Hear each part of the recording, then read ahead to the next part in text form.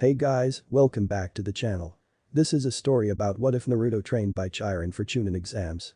Before I start, please support for more amazing content and do consider subscribing to my channel and share this video with your friends. This is written by Vizard890 and link in the description and support writer. Let's start the video. The Valley of the End. This valley stands as a reminder of the once great battle that took place there years ago.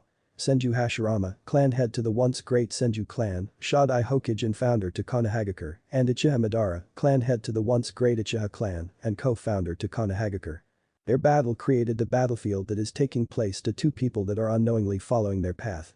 Uzumaki Naruto, the Jinchuriki of the Kyuubi no Yoko and Uchiha Sasuke, one of two of the last living Uchiha, are fighting in the very same valley. They have been rivals for years, but over the last few months that rivalry has been becoming out of hand. Always arguing with one another, always starting fights with one another. Naruto always wanting to prove he is a somebody and not like the pariah like he was treated like. Sasuke wanting power to kill his older brother, Uchiha Itachi. It all started when they took the chunin exams. During the second part of the exam, they were attacked by one of the legendary Sannin, Orochimaru, the White Snake. Orochimaru gave Sasuke the cursed seal of heaven to take over his body. And Sasuke saw that Naruto was becoming stronger, but he felt weaker, deciding to defect from Konoha to find Orochimaru and become stronger. The Sound 4 following Orochimaru's order to bring Sasuke to him. During their retrieval they're confronted with multiple battles with each of their death, till it was only Sasuke waiting for Naruto at the Valley of the End. Standing across from one another. Sasuke with a darker skin tone, black scalene, long nails giving his hands the look of claws, a marking on the bridge of his nose, the stretch across and goes underneath his eyes, a pair of giant hands that are wings. Sasuke normal black hair is now gray. Sasuke stares at Naruto with his fully mature Sharingan. Sasuke does 3 simple hand seals. Electricity engulfs his left hand. Chidori! Yelled Sasuke. Naruto is engulfed in the Kyuubi's chakra, making the stage 1 chakra cloak with a single tail. His 3 whiskers on each cheek are thinner and darker, his eyes are ruby red and slitted, hair that is wild and spikier than usual, and long nails giving his hands the look of claws. Naruto stretches right hand out. Chakra spins around in the palm of his hand forming a perfect sphere. Rasengan! Growled Naruto. Sasuke's Chidori darkens, the thousands chipping bird sound becomes muffled. They both stared each other down, cancelling everything out but the noise of the Chidori. Then, both without any warning leap towards each other. Thrusting both attacks at each out and colliding. Chidori Rasengan! Shouting Sasuke and Naruto. Their chakra flares colliding with each other's. Sasuke thrust his fist into Naruto's chest while Naruto swipes his hand across Sasuke's forehead, cracking his headband. The mix of the 2 chakras spin around forming a black sphere that expands, causing the waterfall to clash against it violently. The black sphere bursts into a white light blinding everything in sight. When the light died down, Sasuke is standing over an unconscious Naruto just staring at him. The clouds above move slowly, blocking out the sunlight. As soon the sunlight is completely covered, a very downpour soon follows. Sasuke grabs his left shoe, dropping to his knees and coughing up blood. Breathing heavy and pushing his body to his feet. Sasuke leaves Naruto behind. The beautiful woman stands over staring at him with the love only a mother can have for their child. She kneels down and picks up Naruto. "My little maelstrom," says the woman. Kakashi and Pakin lands on the ground. His single exposed eye widen who is standing in front of him. He couldn't believe what he was seeing as the woman in front of him died 13 years ago. He lifted up his headband to use his Sharingan. Kakashi didn't see any Jinjutsu cast over him. "Kakashi, why did you teach that boy the Chidori?" asked the woman. Kakashi takes a step back, not knowing what to say. Kakashi wanted to help Sasuke and tried to make him leave the path of an avenger, but still failed. "I'm taking Naruto," says the woman. "What?" A still shocked Kakashi yelled. "I'm taking Naruto and there's not a thing you can do about it," said the woman. Before Kakashi do anything, the woman disappears in flickers of flames. Pakin looks at Kakashi worriedly. He could sense that the woman in front of them was a different level than them and that Kakashi was conflicted. "What do we do now, Kakashi?" asked Pakin. Kakashi just sighs. "We failed. Sasuke got away and his scent is gone because of the heavy rain, then Naruto has been taken by someone who should be dead. Let's head back to Konoha and report what happened. Maybe Hokage-sama can think of something or maybe Jiraiya-sama can," says Kakashi. Both Kakashi and Pakin leaves the Valley of the End. What Kakashi didn't know that both the elemental countries were in for a change that no one foresaw. Chapter 1. Dreams of Mirrors. Chiron looks out at the camp that is normally filled with campers, but now it only has those that are year-round campers. The summer ended on a sad note. Percy left to go home and be with his mother, Annabeth went to try and spend time with her father, stepmother, and half-siblings. Grover is on his journey to find the lost god, Pan.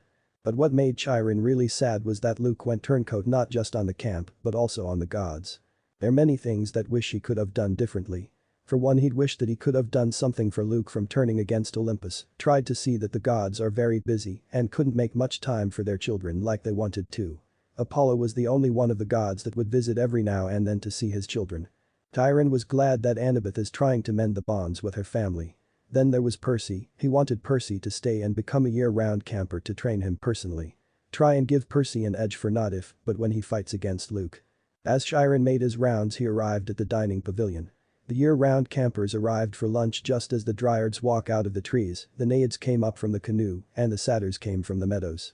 The old trainer looks at several of the campers, Clarisse Leroux being one of the few of Ares' kids that stay year-round, Charles Beckendorf being the only child of Hephaestus that's year-round, Travis and Connor Stroll being the new consoler after Luke became a turncoat, Selena Beauregard and two other of Aphrodite's children, Lee Fletcher from Apollo.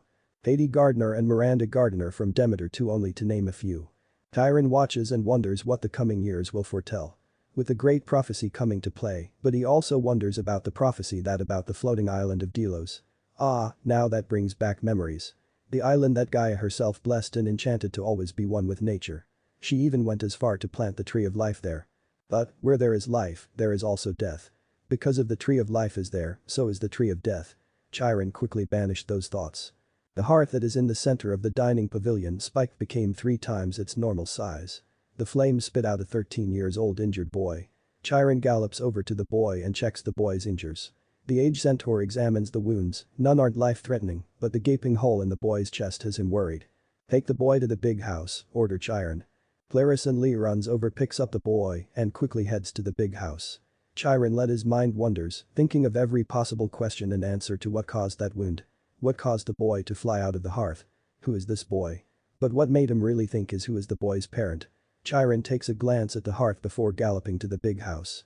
Clarisse and Lee race towards the big house as the boy she is carrying to bleeding out all over her. Clarisse questions what kind of fight caused these kind of injuries. From the looks of it his clothes are burned, but there aren't any burn wounds on his skin. They quickly got inside and into the infirmary. Clarisse put the boy on one of the beds. Lee now has a better look at the boy and quickly thinking of a possible younger brother, but quickly banished those thoughts for now. The son of Apollo has some difficulty cutting the orange jumpsuit the boy is wearing to properly clean the wounds, but still manages to cut through it. What do you need? Questioned Clarisse. I need you to get ambrosia and nectar and a Gorgon's eye, says Lee as he tries to stop the bleeding. Clarisse quickly grabs ambrosia, nectar, and Lee's strange request for a Gorgon's eye. She came back, hands all the items to Lee. Lee grabs a nearby spoon, pours the nectar in it, and spoon feed the boy. The son of Apollo rubs the boy's throat, causing him to swallow the nectar. Lee takes the Gorgon's eye. My father, Apollo, take this Gorgon's eye as an offering to heal this boy's wounds, prays Lee. The Gorgon's eye burst in sparkles of light that fall onto the boy's wounded chest, healing the wound, but leaves a scar the size of a fist. Lee sighs at the sight of the scar. Now that Lee has time to actually look at the boy. The blonde hair makes him wonder if he has a new little brother, but then Apollo would have claimed him as soon he appeared. Apollo is known to claim all his children when they arrived at camp, just like Aphrodite and Demeter. Chiron wheels into the infirmary sitting in his magical wheelchair. He sighs in relief. The aged trainer wheels over to get a better look at the boy. I see everything went fine, said Chiron. Yes, everything went fine, though his clothes were difficult to cut through, but I manage, says Lee. That's good, Chiron looks at the 2 demigods, why don't you 2 go and get clean up and eat something? I'll have Argus to watch over our new guest, says Chiron. Both of them leave the infirmary. Chiron turns his head to the boy. Chiron has so many questions running through his mind again. So many questions and so few answers. The one thing he did realize is this boy is from the island of Delos. Which means one of the gods have broken another forbidden law. In order for any of the gods to have children from the island of Delos, they have to file the paperwork. The last one to have a child there was Aphrodite, and that was 37 years ago. Chiron wasn't like this one bit. First Percy Jackson was the child of Poseidon, which he believed the great prophecy. Now this boy is most likely the one the prophecy said about the island of Delos. "Sai, what am I going to do with you, my boy?" questions Chiron. The next day the camp was stirring with a new arrival. Mr. D was called to Mount Olympus. Lee was checking up on the mysterious boy. There was really nothing for Lee to do for the boy. "I wished Will was here, he'd know what to do," said Lee. Lee looks over and see that Argus watching over the boy.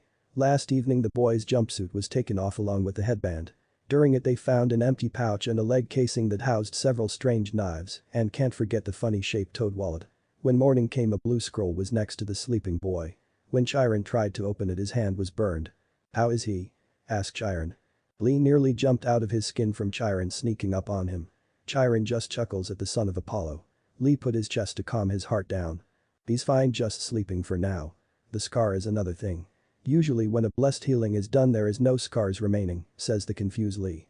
"Takra," says Chiron as he stares at the electrical scar. "Huh? I'm not surprised you haven't heard of it. You heard of the floating island of Delos, correct?" questioned Chiron. "Of course, that's the island the Leto had my dad, Apollo and Artemis," answered Lee. "Delos has always been special. The people there are able to use something called chakra. Chakra is the combination of spiritual energy and physical energy, which gives them powers that can rival half-bloods and even minor gods," said Chiron. Lee's eyes widen. How is that possible?" asked Lee. "Don't know. That's been driving Athena crazy because she can't find out how chakra came to be. There are too many theories. But all the gods agree that they should be watched carefully. There is so much war and death on Delos that Thanatos is worshipped heavily over there. Hades hates it because of all the paperwork," said Chiron. Lee chuckles at about the part where Hades hate paperwork. "How come there aren't that many half-bloods from Delos then?" asked Lee. "Because those that are born half-bloods from Delos are powerful. One of the half-bloods there was a child of Demeter, how could grow a whole forest from his chakra allow?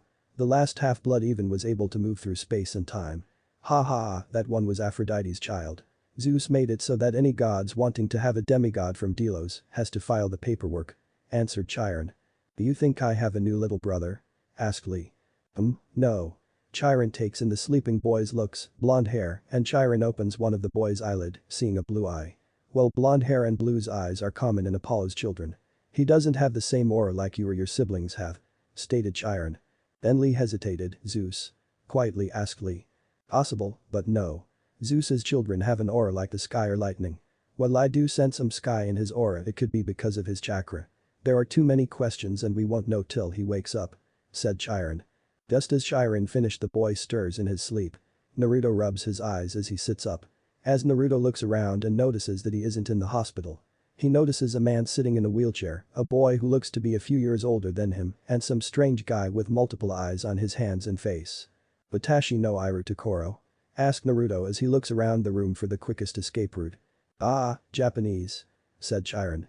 "Nani tiada no? Dono yo nai watashi wa anata o rikai suru koto wa dakimasen kuru?" asked Naruto. "My Japanese is a little rusty, but I'll give it a try. Konnichiwa. Ima motion patient kudasai. Where wa, mitomo shinkaku nadata keiga da anata o mitsuketa. Watashinanami hakaranda, anata no nami wa nanadesu ka," said Chiron. "Batahinanami hiyazumakinaruta desu. Koko wa doko," answered Naruto. Say danata wa kainpu ifibirado nai iru. Chodo one bio o machimasu," said Chiron. Chiron rolls out of the infirmary. As Naruto waits for Chiron to return he turns his head to Lee. Of course Lee doesn't know any Japanese to talk to the boy. But before Naruto could ask anything of Lee, Chiron wheeled back in the infirmary. Chiron tossed a coin to Naruto who caught it. "Sate, kor wa kimyo nai kikaruga, sono koino namakomu shiyu to shidairu," says Chiron. "Nani?" shouted Naruto. "Sor coin wa watashitachi no jengo de hinashi o suru noryoku o tikyo shimasu," says Chiron quickly calming Naruto down. "Watashi wa loin dichisoku shinai nadaru ka?" asked Naruto. Chiron chuckles, "Anata ga sora o namakomu tokii, shonen no watashi, anata wa coin dichisoku shimasen," answered Chiron. Naruto looks at the coin seeing an owl on one side, then flips the coin of and sees some type of symbol. He questions if it's Fuinjutsu. The blonde brings the coin to his mouth and put it in. Soon as he did the coin on its own went down his throat. Naruto grabs his throat, trying to stop it, but the coin fades away. What the hell, old man?" yelled Naruto between a combination of coughing and shouting. "I can understand him," a shocked Lee says. "What I gave you was a special coin, when swallowed gives you the ability to speak our language." Reading though Chiron left open. "What happened? Why am I here? Where's Sasuke? How come I'm not in Konoha?" questioned Naruto. "I'm afraid I don't have any of those answers. But where we came to check up on you think morning this scroll was here," said Chiron. Naruto looks over next to him and see a blue scroll lying next to him. The blonde picks it up the scroll and tries to open it. Then Naruto remembers about some scrolls that can only be unlocked by chakra, so he flared his chakra into the scroll and opened it. Chiron just sighed when he saw that. How could he forgot about seals? Naruto put some more of his chakra into the scroll to get the items out of it. A letter, another scroll, and a blue scarf. What are all these? And where did the first scroll come from? Asks Naruto. Naruto, have you heard of the gods? Questioned Chiron. Kami? What does Kami have to do with anything? Asks Naruto. Naruto, you are in a special camp. A camp which only lets special people in, says Chiron. Are you crazy? Naruto asked as he looks around. No, Naruto, you are from the floating island of Delos. But your people call it the elemental countries. Why don't you read the letter before anything else is said? Said Chiron. Naruto gives Chiron a look of disbelief. He started to wonder if he has some of the worst luck by finding weirdos. The blonde picks up the letter and opens it. Dear Naruto. I know this must be strange for you to be waking up in a strange place. Even more so when you are asked if you heard of the gods. Now don't think of Kami, but other gods. I want to let you know that you are right now outside of the elemental countries. I know this is hard to believe, but everything is going to be fine. You are with your family now in a sense. You are now with people that won't look down on you and forgive me for not being there for you. Please try to keep an open mind to what you're being told to. I can't tell you who I am yet, but know this, I love you, my little maelstrom. Love, Kachan. Naruto didn't know what to make of it. First that he wasn't in the elemental countries, second that there are gods, third that he has a family, and finally his mother is alive. He remembers how the villagers would say that he was abandoned because she didn't want a demon child or that she was some whore. So he'll do what every shinobi, he'll endure. Chapter 2. Different world. Naruto just sighs, okay, let's say that I believe you, then what? Asked Naruto. Well, you will be put in cabin 11 till you are claimed by your parent. Which is Chiron leaves it open which Naruto catches. My mom, Naruto said quietly. He still is having a hard time believing that his mother of all this time is still alive. Ah, that narrows it down a bit. We have you new clothes because your jumpsuit was covered in blood and had 2 gaping holes in it. I better go see if Mr. D is back. Lee here will show you around the camp. Says Chiron as he wheels out of the infirmary. Naruto turns his head and looks at the remaining people, or should he say person. During his discussion with Chiron, the guy with the multiple eyes left. Hello, my name is Lee, says the introducing Lee. Hi, I'm Naruto. Said Naruto. Get dressed and I'll show you around camp. Said Lee. Lee leaves the infirmary leaving Naruto alone. Now that Naruto is alone he can now think what the hell is going on. The last thing he remembers is fighting Sasuke at the Valley of the End. They both attacked each other to finish the fight. Now he's in a camp where special people come and there are gods. But none of that matter. Here he reads the letter and truly doesn't know what to do. He's happy that his mom is alive and can tell that she loves him, but it raises so many questions. Slapping his cheeks, no use in crying over spilled milk, Dadabayo. Shouted Naruto before he kicks himself for saying his tick. Naruto jumps out of the bed glad that he is still wearing his boxers. He looks at the clothes they left for him. Not as tough or durable, but beggars can't be choosers. A pair of simple shorts with extra side pockets, a sweet orange t-shirt with Camp Half-Blood on it with a strange winged horse, and a pair of sandals. Naruto does a double look at the letters. He's always had a difficulty reading because of his dyslexia. And Tsunade tested Naruto. She was pissed that no one ever did anything for him. Tsunade was close to literally ripping the hospital brick by brick. Both Shizune, Jiraiya, and a whole squad of Anbu had to hold her down. After that the new Hokage shut herself in the records room for 2 weeks. Let's just say the hospital was never the same again. Soon Tsunade sat down with Naruto and taught him ways around his dyslexia. She was happy that his skills in math was good, all thanks to the Ichiraku Tuchi and his daughter Ichiraku Am. They even went as far to teach him how to do his taxes when he became a shinobi. Naruto put the new clothes on and saw his headband and necklace on the nightstand next to the bed he was sleeping on. Quickly putting his headband and necklace on. But before Naruto left, he looks at the blue scarf that came out of the scroll. He doesn't know what to make of it. Is it his? Was it his mother's? The blonde hesitantly picks it up and wraps it out his neck. Warmth fills him as a hug when he did. Wondering if this is what it feels like to be hugged by a parent. Naruto walks out of the infirmary to the waiting Lee. It's about time. For a second there, I thought I was waiting on a child of Aphrodite, said Lee. Aphrodite? Asks a clueless Naruto. I'll explain through the tour. Quickly saying Lee as he waves for Naruto to follow him. They walk through the camp. Lee shows Naruto the strawberry fields, the farmhouse, the archery range, the canoeing lake, the stables, the javelin range, the amphitheater, and the arena. You probably is wonder what this place was made for. Well, the gods sometimes leave Olympus and met mortals. We are the results of that. We are half human and half god, i.e. demigod, but we call ourselves half-bloods, said Lee. So one of our parents couldn't keep it in their pants? Asked Naruto. Lee laughs at that. Yes, you could say something like that. There are different reasons why they hooked up with our parents, but we can't say for what.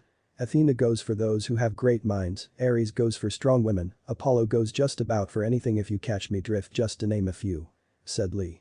Naruto shudders at that last part. He knew that relationships back home were kept quiet for several reasons. Some out of fear, others to protect their loved ones from their enemies, and others because it was forbidden. Each of us that comes here learns to fight and protect ourselves till we're older, says Lee. Why? Because the monsters that hunt us don't like it when we're older and are harder to kill. So they target us when we don't have little to no training, answered Lee. Nani? Sounds like the monster's scared, if you ask me, said a confident Naruto. That's if they get here, whisper Lee. Naruto stops when he heard Lee say that. Haku came to the blonde's mind. Even outside the elemental countries that is still pain. Remember how Haku had to kill his own father because of his Kekkei Genkai. Kakashi even went to tell them that Mizu no Kuni went into a blood purge because of fear, even how Kiri became infamously known as Jijiri no Sato, forcing the students to kill one another to kill their emotions. Naruto catches up with Lee. Forgetting about that last part altogether. They arrived where the cabins are located. Each cabin is for each Olympian, said Lee as he shows Naruto each one. So others like us stay in the cabins that are our parents? Asked Naruto. Yes and no. They don't go to the cabins till they're claimed by said parent.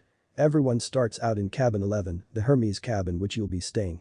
The gods are very busy with their duties and can't claim all of us unfortunately, said Lee. That sucks, mutters Naruto.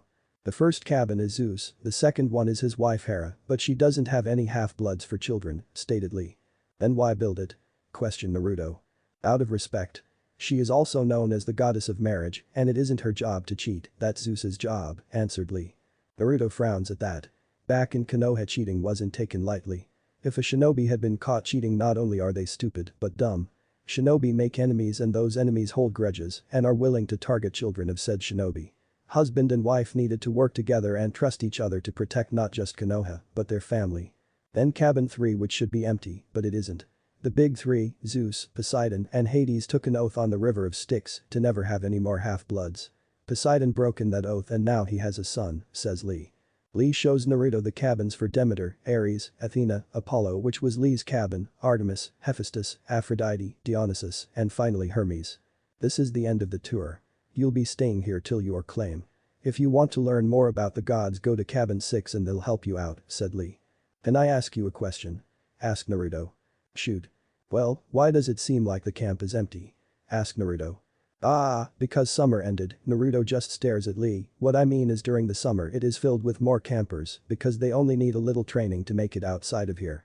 Those that stay year-round either don't have a home to go back to or their scent is too strong. If you have any more questions, Travis and Connor will help you out, answered Lee. Lee knocks on the door. They both hear objects hitting the floor and some yelling. Travis opens the door looking a little panicked. Connor is running around trying to hide things. I don't want to know. This here is Naruto.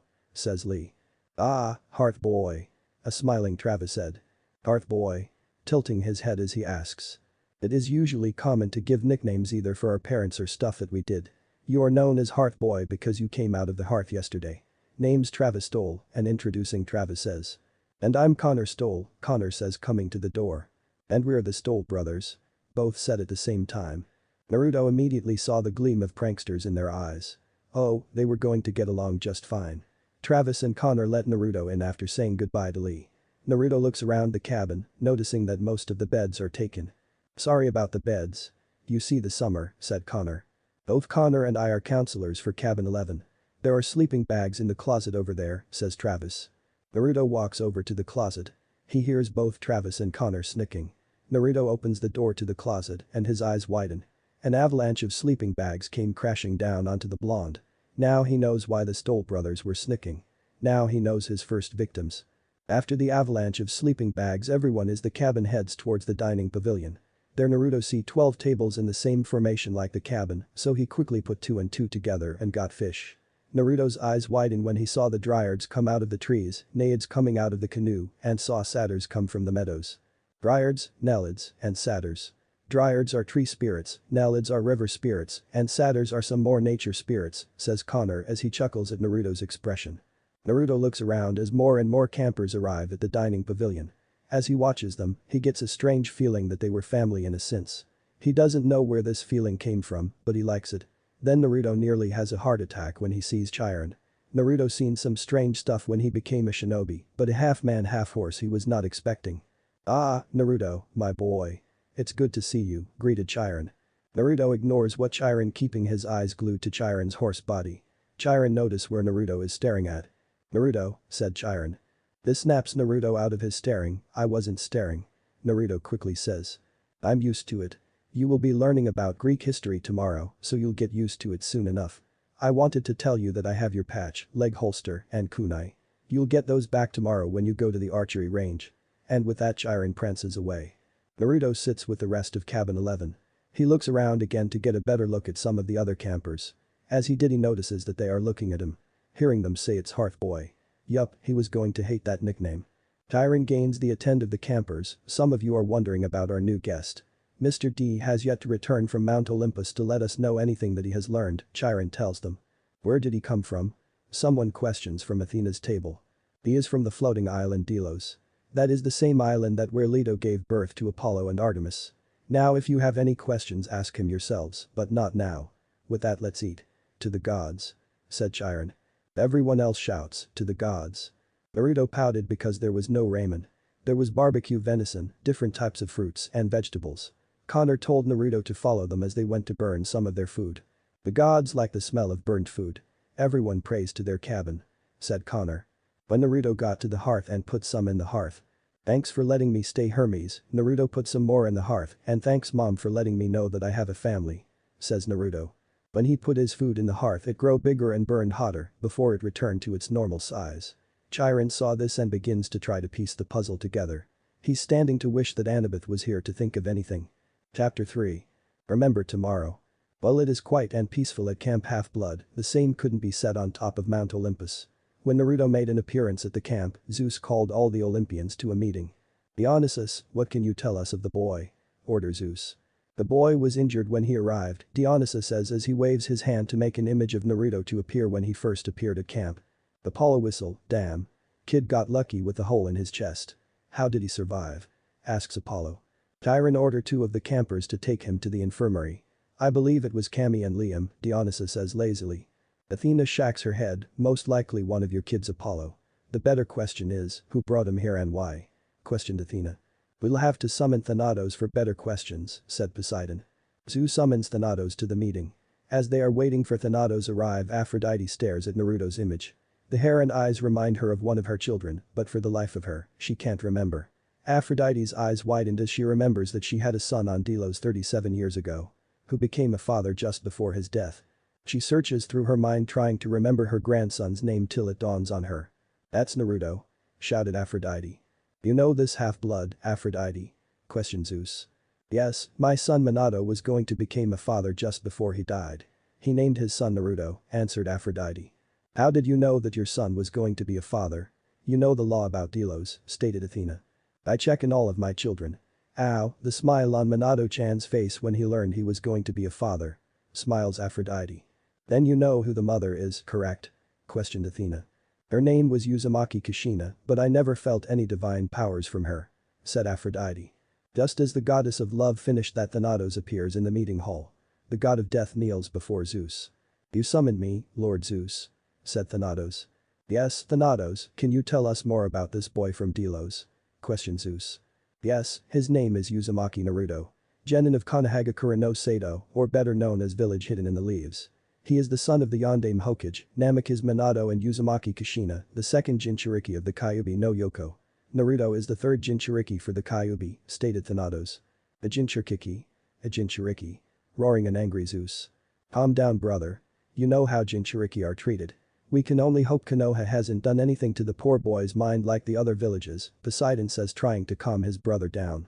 "What type of seal does the boy have?" asked Athena. "Minato first used the Shiki Fujin to summon me. He then separated the Kyuubi's yin half, then placed it within himself and used Haki no Fuin Shiki on the Kyuubi's yang half to place it in his son," stated Thanatos. "Where is Minato's soul now?"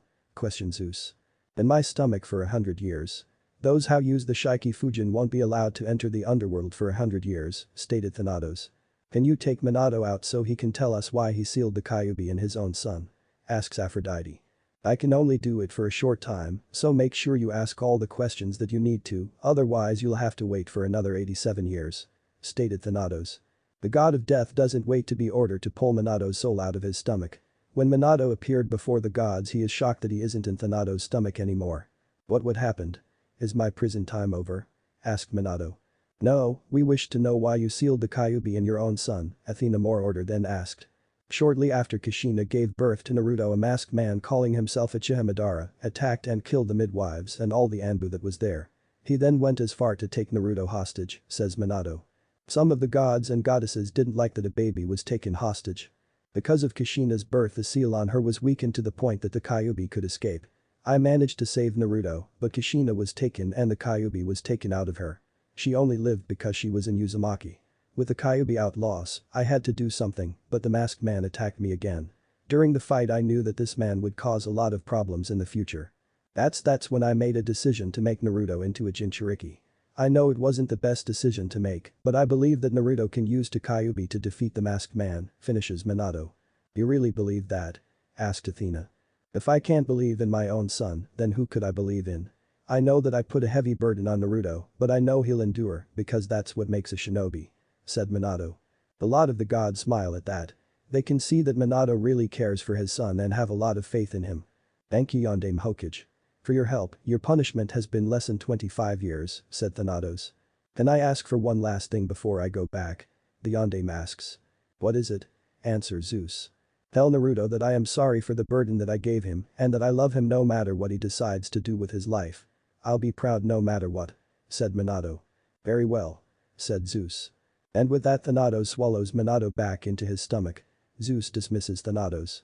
Well, that answers some questions. But who is Naruto's godly parent? And what will their punishment be? Asked the sun god. The goddess that had the boy will have till the winter solstice to claim him. If not, the boy will be killed and the Kyuubi shall be sent back to Delos. Dionysus, I want you to watch the boy and make sure that the seal doesn't break. With that this meeting is over. Commanded Zeus. Half-blood. The sun breaks over the horizon bathing the valley in its light. Everything is peaceful until there was a loud boom. Green smoke comes out of all the cabins.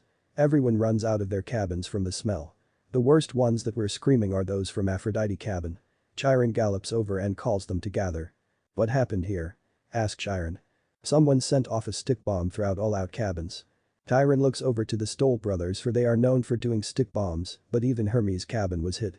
This is making Chiron wonder who could have done it. The old centaur looks around at the campers and notices that the newest camper is missing.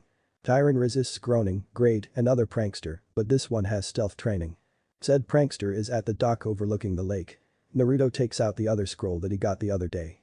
He flares his chakra through it and opens it. Naruto looks through the scroll and notices that there are only a few things in it. The blonde puts some chakra in the first seal in the scroll, pops out two leather band, one slightly bigger than the other. Naruto looks at them and can't make out what they are supposed to be. He flares some of his chakra into one, but nothing happens. Scratching the side of his head, he slides it up his left arm till it can't go any farther, the leather band stops just before his elbow. Naruto takes the other leather band and slides it up his left arm too, stopping it at his wrist. Again, flaring his chakra through both of them this time. A small red-maroon shield. It is wider near his elbow and becomes nearlier as it gets closer to his wrist. The leather bands are holding the shield in place. The shield. But I don't know how to use a shield.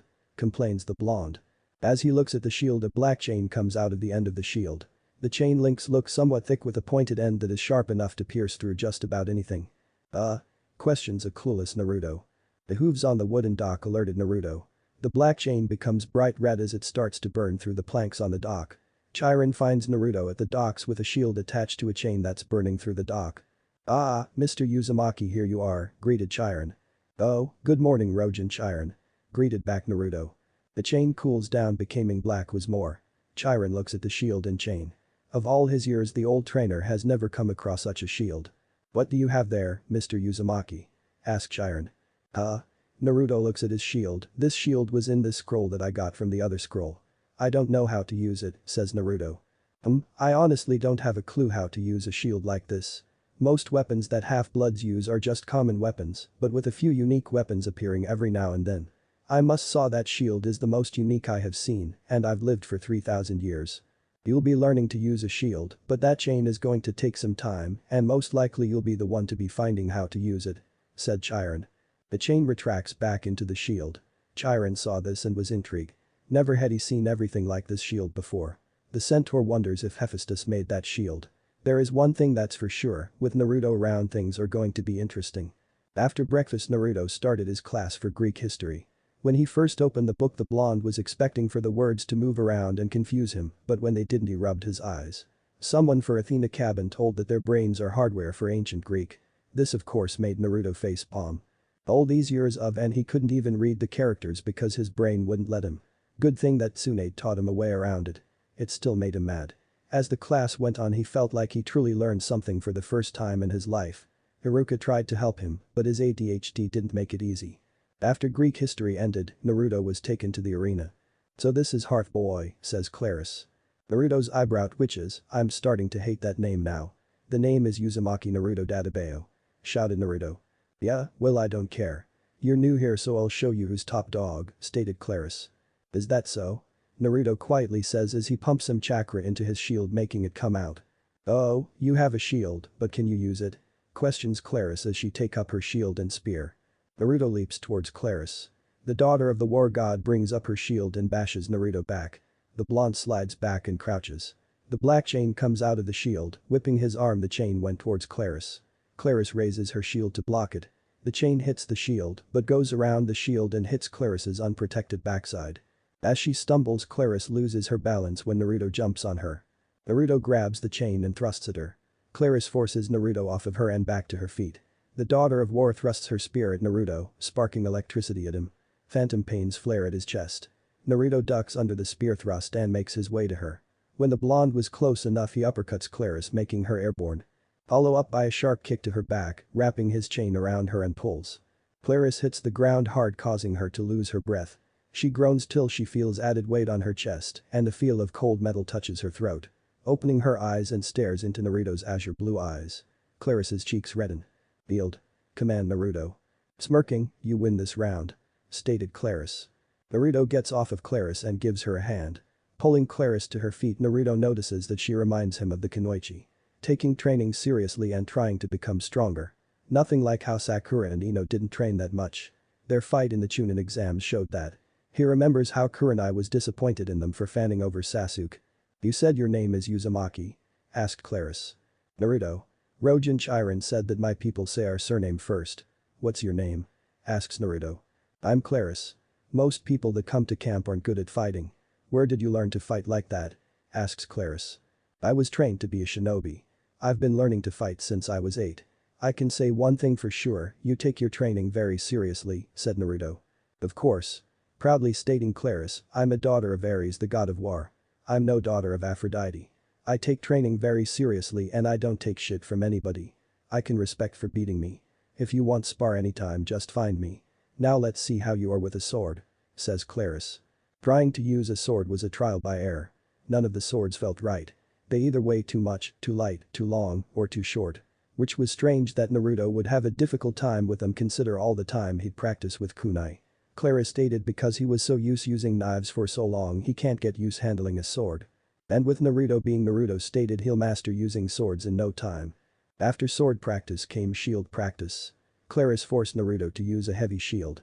When Naruto asked why, she says by using a heavier shield, he won't notice the weight of his personal shield. The daughter of war went to teach Naruto the correct way to hold a shield, use it properly, and even use it as a weapon. "You weren't half bad, Hearth Boy," says Claris. "I could say the same thing about you, Riz-chan," said Naruto. With practice coming to an end lunch came rolling around. Naruto once again pouts that there is no ramen, but at least he is eating right. Kakashi would always trying and telling Naruto to eat more than just ramen. After lunch Naruto came to the archery range. Lee was there with some of his cabin members and Chiron was there as well. "Good afternoon Mr. Uzumaki," greeted Chiron. "Afternoon Rojin Chiron," said Naruto. Chiron takes out Naruto's patch and leg holster, "Here are your patch and leg holster," says Chiron as he hands them to Naruto.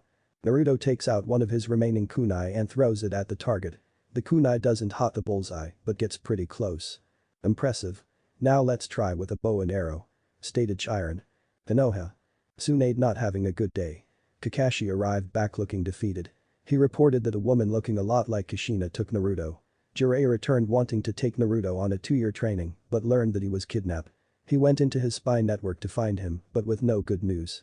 Worst was a council meeting was called and she didn't know till one of her Anbu alerted her.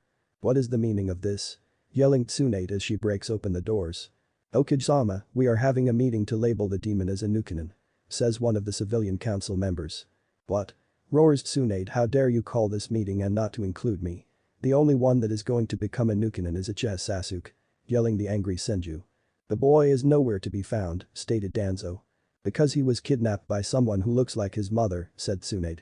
The Hurricane Ba Kunai is hard pressed against his throat by Kakashi. Finish that sentence I dare you, ordered Kakashi. Kakashi stand down.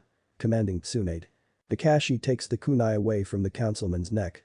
As of this day Uchiha Sasuke will be marked as a Nukenin and Uzumaki Naruto is go down as MIA.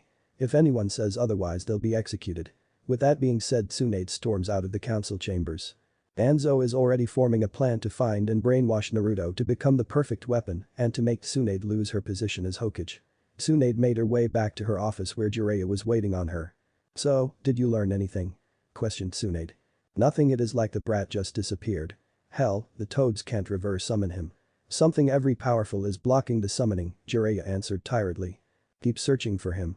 This woman is going to pay for taking him. Yelled Swand. Chapter 4. When the wild wind blows. August. Tyron was muttering about pranksters when he arrived at the bathrooms. Someone caused the toilets to explode. He knew who did it, oh, he knew who did it. Naruto and the Stoll brothers been having a prank war going on and no one was safe. Tyron's eyes, at this rate I'll be gaining gray hair. At least Percy only caused the water to back up, but to destroy the toilets Chiron was lost for words. During the prank war Chiron tasked Beckendorf to make a net to trap Naruto, since the blonde could get out of just about any knot. Beckendorf laughed when he was tasked to. Just like how Ares and Aphrodite was captured to let Hephaestus know that Aphrodite was cheating on him, or the time when Zeus was captured by a net. Beckendorf laughs as he makes it. So here Chiron arrived to see not just Naruto, but the Stoll brothers captured in a net. Of course everyone else is there laughing at them. Now that you three have been captured this prank war ends now. Ordering Chiron, Travis and Connor will have kitchen duty for a month, cleaning both breakfast and dinner. Naruto, you'll have to clean the horse's stable for a month. Orders Chiron as he cuts them down. Early in the morning, the sun is barely past the horizon. Naruto is at the horse's stable cleaning it. Naruto shovels old hay out one of the stables.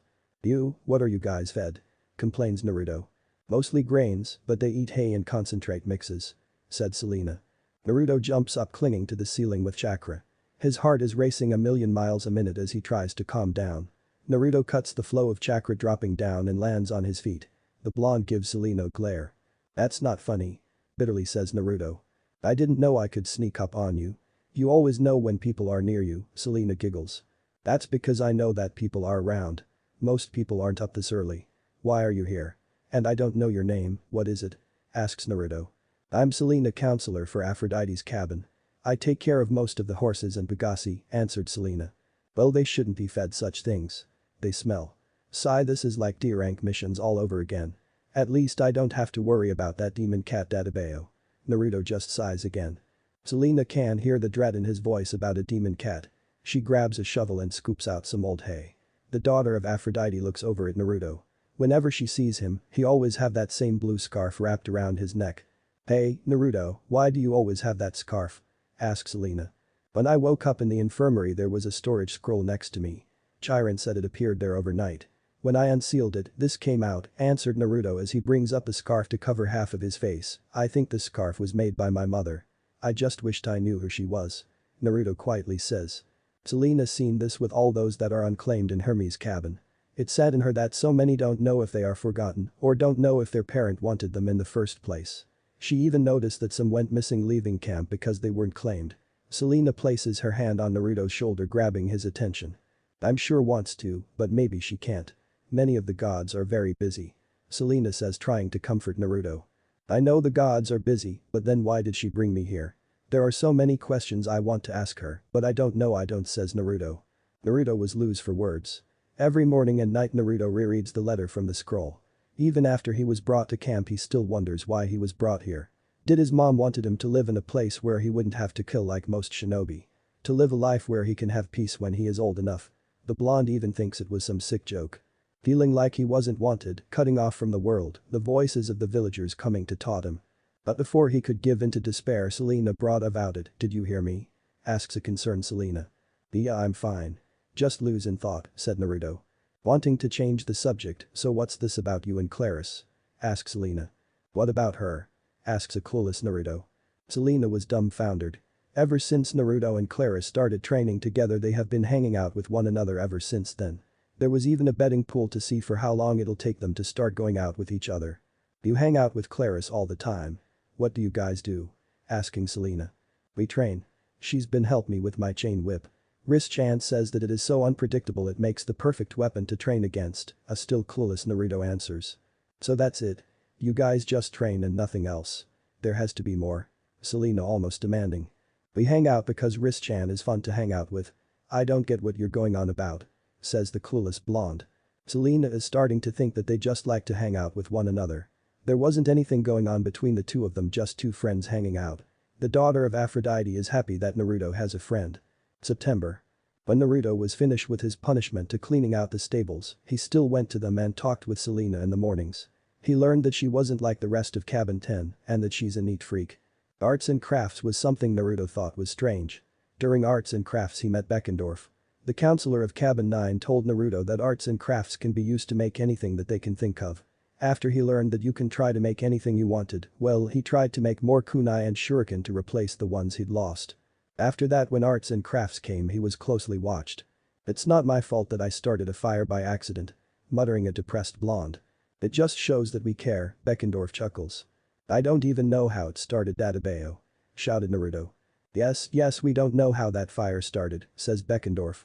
Naruto just pouts as no one will believe him. Honestly. One minute he was making a case for his shuriken and then the next there was a fire. The fire just started out of nowhere and quickly spread out of control. "Big Beck, can you help me with making kunai?" asking Naruto as he tries to make another cast for his shuriken. "Sure, as long I get to take a closer look at that shield of yours," said Beckendorf. Ever since Naruto had gotten his shield and started to use it, it has become the talk of the camp for it being so strange. Claris says because the chain whip can extend and retract, giving it so much potential in battle. She even said because the chain whip can superheat, it makes it perfect for wrapping around monsters and burn them. Naruto just sighs, "Fine." Naruto pumps some chakra through his leather bands, causing the shield to form. Sliding the shield off of his arm and hands it to Beckendorf. Beckendorf was surprised by the weight of the shield. The son of Hephaestus thought he was holding a feather in his hands. Beckendorf places the shield on the table and takes a closer look at it. Naruto on the other hand hummed as he finishes with his shuriken cast. He smiles at his hard work paying off. Naruto found out that the celestial bronze that every half-blood uses is heavier than the iron kunai and shuriken that he normally uses. Of course, in Naruto's mind he saw it as a great way to train while fighting. Using a heavier metal than normal would make his swings faster and heavier when he switches back. "By the gods!" shouted Beckendorf. Naruto looks over at a surprised Beckendorf. "What is it that you found out, Big Beck?" asks Naruto. "Your shield, it is made out of adamantium," shouted a still shocked Beckendorf. "Is that a good thing?" Now a concerned Naruto asking. "It's a very good thing. Adamantium is the rarest ores found. It's so rare that Hephaestus keeps records of all the ore on Mount Olympus. Adamantium is the hardest stuff in the world and that's what your shield is made out of. Nothing's going to cut through this shield. Can you get that chain whip out?" asks Beckendorf. Naruto places his hand on his shield and pumps some chakra into the shield, causing the chain to come out. Beckendorf holds up the chain looking at each link individually. "Oh. This is Stygian iron," said Beckendorf. "What's that?" asked Naruto. "There are magical ores that the gods, immortals, and half-bloods use as weapons. Celestial bronze is the most common because it is mined from Mount Olympus. Monsters are afraid of celestial bronze because it can kill them and send them back to the underworld. But with Stygian iron, the monsters truly hate and fear it. When a monster is killed by Stygian iron they can't reform because Stygian iron absorbs the monster's essence," stated Beckendorf. "That's good. It prevents monsters of harming us. But why don't we use more of it if it works like that?" asks Naruto. "Because Stygian iron can only be found and mined in the underworld and cooled in the river of Styx. Only those who work for Hades use Stygian iron. But what really makes it truly different from celestial bronze is that Stygian iron can harm not just us, but can harm mortals, said Beckendorf. But I thought harming mortals was a bad thing because they can't see us through the mist. Questioned Naruto. Normally you're correct, but there are times when a mortal can see us and we call them clear sight. Chiron said that they have some divine blood, but not strong enough for monsters to attack them. They are the ones that usually contact satyrs when they come into contact with half-bloods trying to get here. Says Beckendorf. Beckendorf went back to examining Chain Whip. He is truly left without for words. The craftsmanship can only belong to his father, for none could make the chain links in such a way.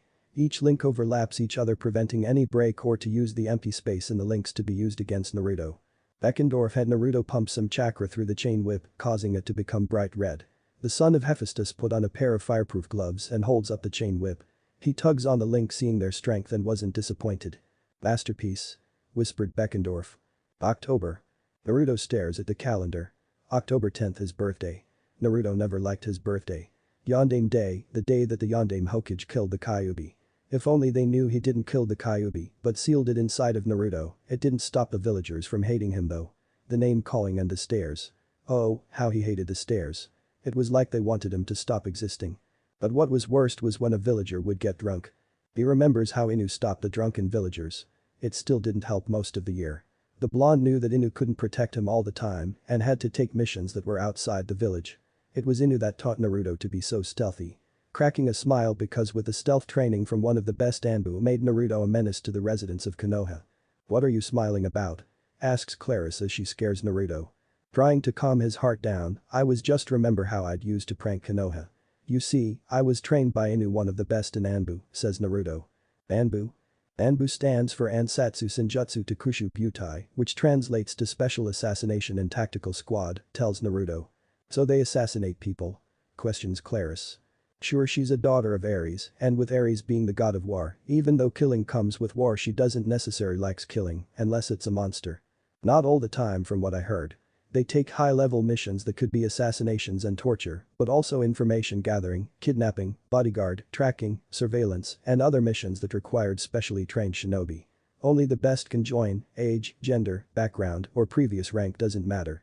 Bach-an said with my stealth I could have joined, but my ADHD prevented that, explains Naruto. No telling. Beckendorf had to think outside of the box in order to capture you. But why were you staring at the calendar? Asks Claris. My birthday? I never truly liked it. Never had a real reason to celebrate it, you know. Enough with being sad. Let's get some training in. Said Naruto. Naruto heads to the arena. Claris thought about what Naruto says with it being his birthday. After training, Claris runs off. Naruto was a little sad that she didn't stick about like she normally does. He heads back towards the shower to clean up. Hey Naruto. Said Blonde turns his head and see Connor walking towards him. Jiren wanted you to check the border. It's been weakening for some time now, says Connor. Sure, I don't mind. Said Naruto. Naruto takes off towards the border, not seeing Connor smiling. Naruto lands on a tree branch just on the inside of the border. For the past few weeks the border has been weakening, but not enough for monsters to pass through. Naruto can see a pair of red glowing eyes staring at him.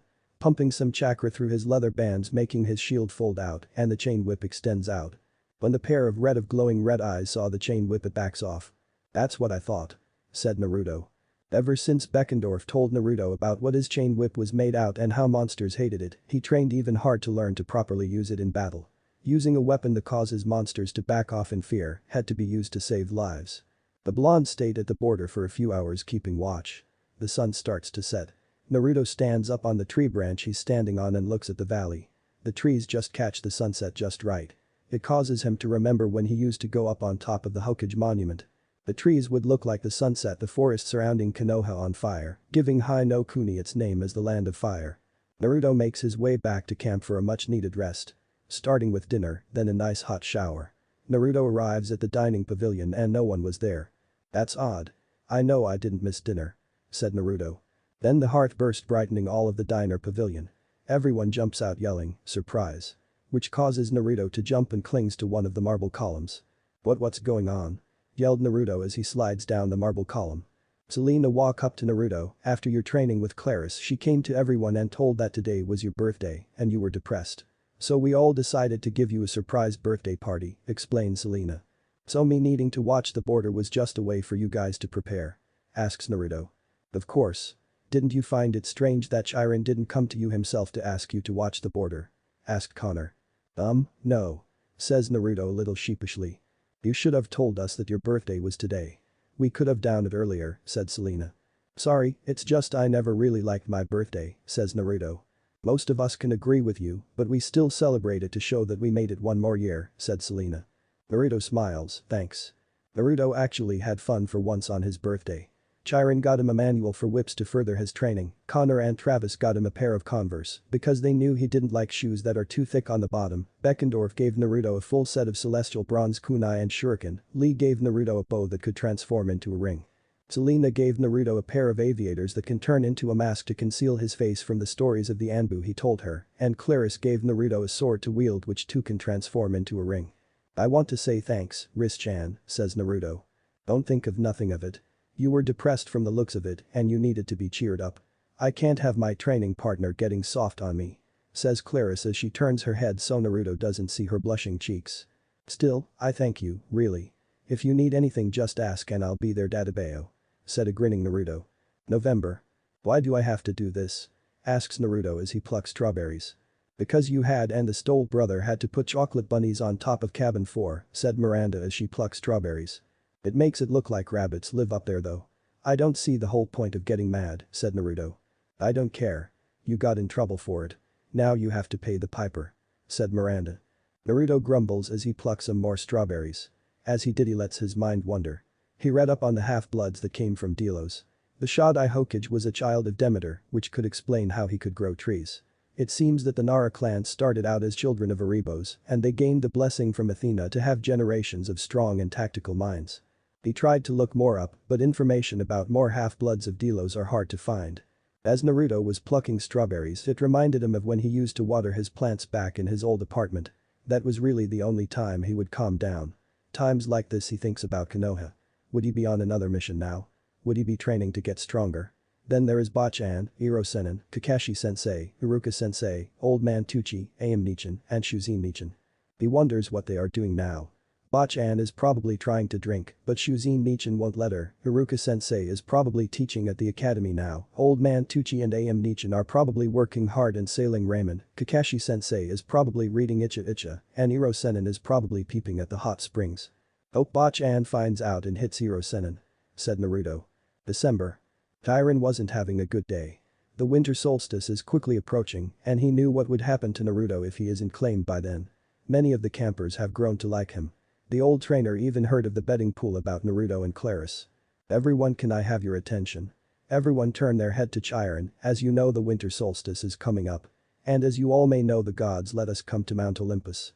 I want each camp counselor to have a list of those wanting to go to Mount Olympus by the end of the day. Said Chiron. Naruto really didn't think much about going to see Mount Olympus. I mean, sure it would be cool to see it, but I don't want to go, not yet at least. Thought Naruto as he makes his way to the arena. Claris is already there waiting on him. She is holding her shield and sword. Yup, Naruto wasn't going to like today's training. The blonde shield folds out and the ring on his right middle finger transforms into a sword that Claris gave him for his birthday. Ever since then, Claris has been pushing Naruto into wielding a sword. You look depressed again. Was it about going to Mount Olympus on the winter solstice? Asks Claris as she swings her sword at Naruto, who blocks it with his shield. Yeah, I mean, I want go, but it wouldn't feel right till I was claimed. Said Naruto as he thrusts his sword at Claris who parries followed up a swing to his upprotected side. Naruto twists his body to block with his shield. Claris knew how much Naruto wanted to be claimed and know who his mother is. She thought with him going to Mount Olympus it will cause his mother to claim him. Why don't you go? Says while blocking a sword swing, think about it. Maybe your mother wants to claim you, then talk to you. Said Claris. Naruto stops in mid-swing and truly thinks about. Maybe that was the reason he wasn't claimed yet. Maybe his mother was wanting to see him, then claim him. Naruto nods his head. You're right. Thanks Riz-chan. You just know what to say Dadabeo. Said Naruto causing Claris to look away with red cheeks. A few days later, those that wanted to come to Mount Olympus arrived at the Empire State Building. This was the first time that Naruto was outside of the camp since coming to it. He was shocked to see how tall the buildings were, the amount of people, and the lack of nature. Thankfully one of the member of Cabin 6 explained everything to Naruto who was getting over the cultural shock. Everyone entered the Empire State Building and headed towards floor 600. At the top, again Naruto was lost for words. He'd never seen anything so beautiful. As he was lost at the beauty of Mount Olympus, a light shines over Naruto's head. Everyone takes a step away from Naruto. Chiron smiles at long last that Naruto is being claimed. All of Naruto's friends smile too, for they knew how much he wanted to be claimed. When the light died down, everyone, not just the campers, but the residents of Mount Olympus and the minor gods that were there were shocked. Above Naruto's head is the symbol of the hearth and a smaller one with a dove. "All hail Naruto Uzumaki, son of Hestia and legacy of Aphrodite," cheered Chiron. Everyone kneels to Naruto like all the claims before. But he was lost for words. Not only for that his mother claimed him, but he's a legacy of Aphrodite. With Naruto's claiming, Zeus immediately called for a meeting demanding Hestia to be there. "Hestia, I think you should explain to Zeus why you have a son," asked Zeus. Zeus was known for having a temper, but he wasn't going to get mad at his sister, for even if she isn't one of the Olympians. Even if she doesn't fight, she is still very powerful with being the firstborn of their mother and father. "Well, it started 39 years ago. I decided to visit Delos because I'd never been there.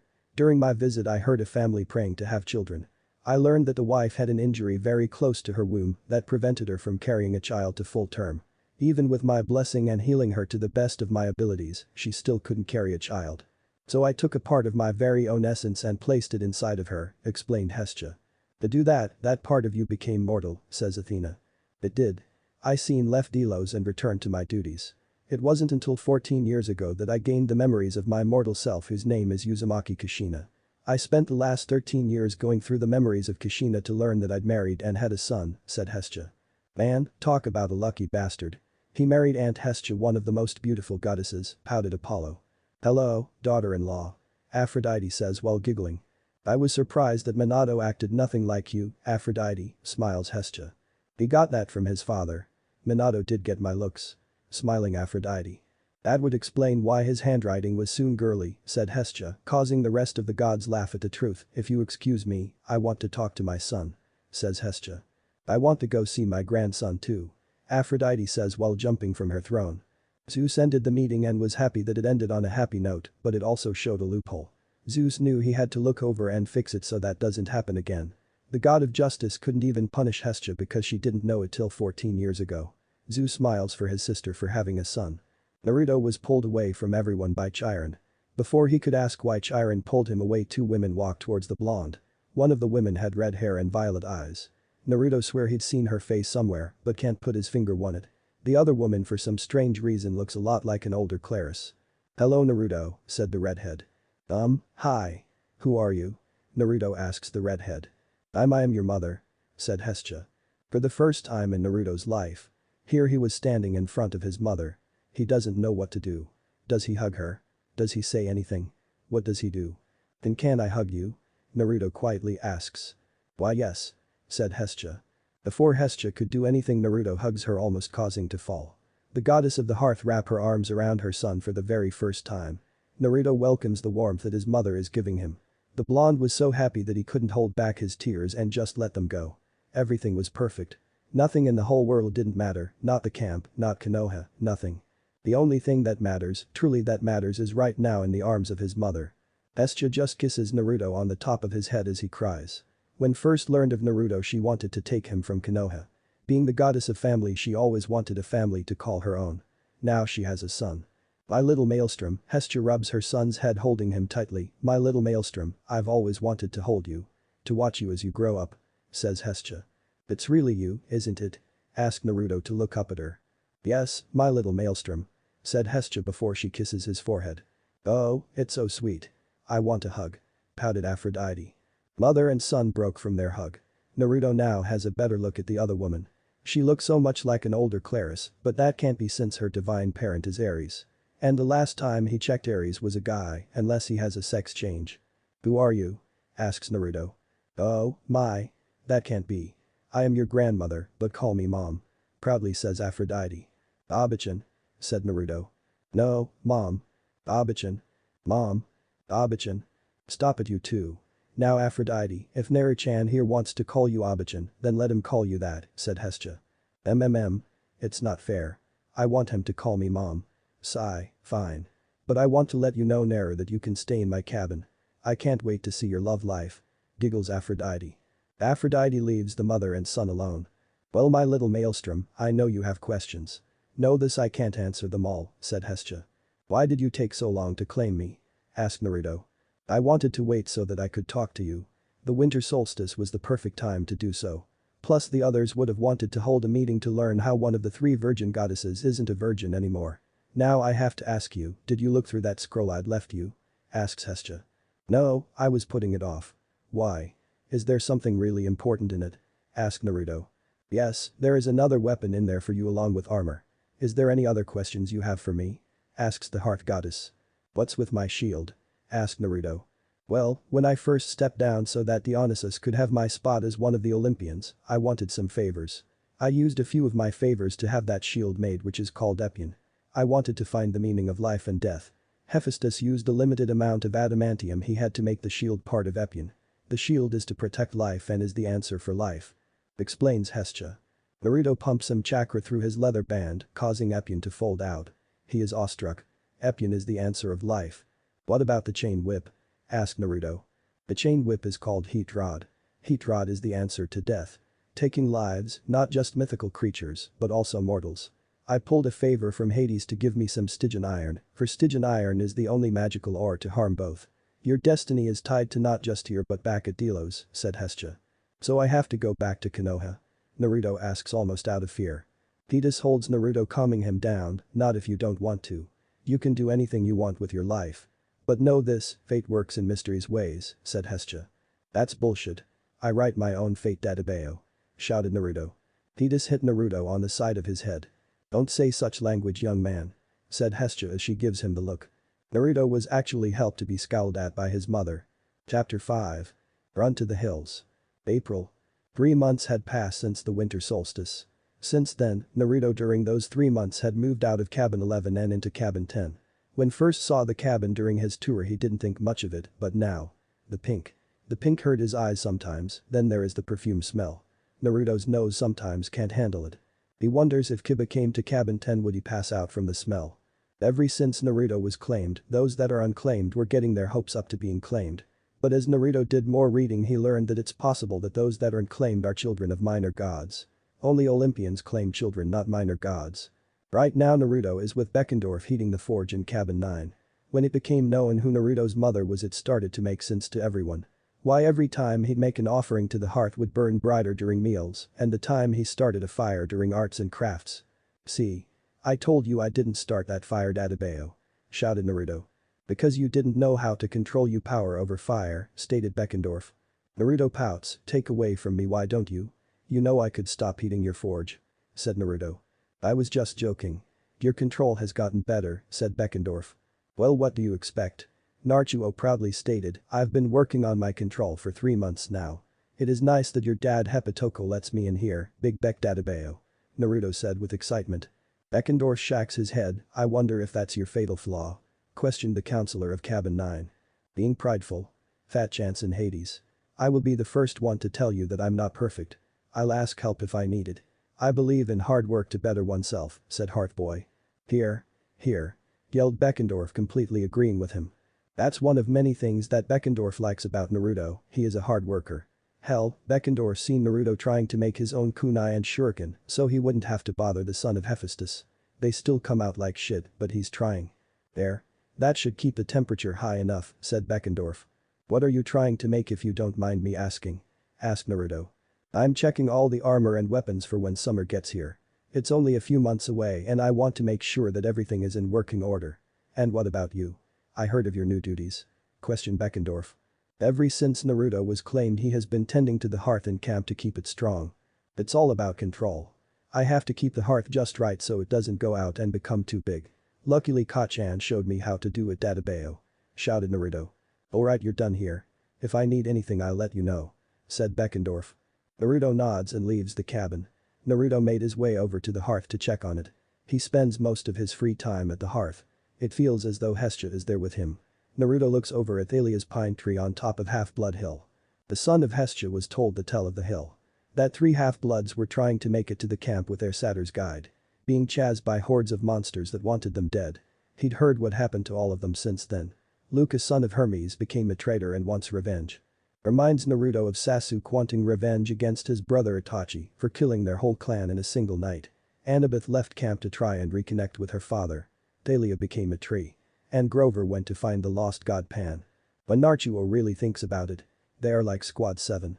Luke is like Sasuke wanting revenge, Annabeth is like Sakura needing help from others, Thalia is like Naruto willing to sacrifice oneself to protect others, and Grover is like Kakashi trying to guide them but fails.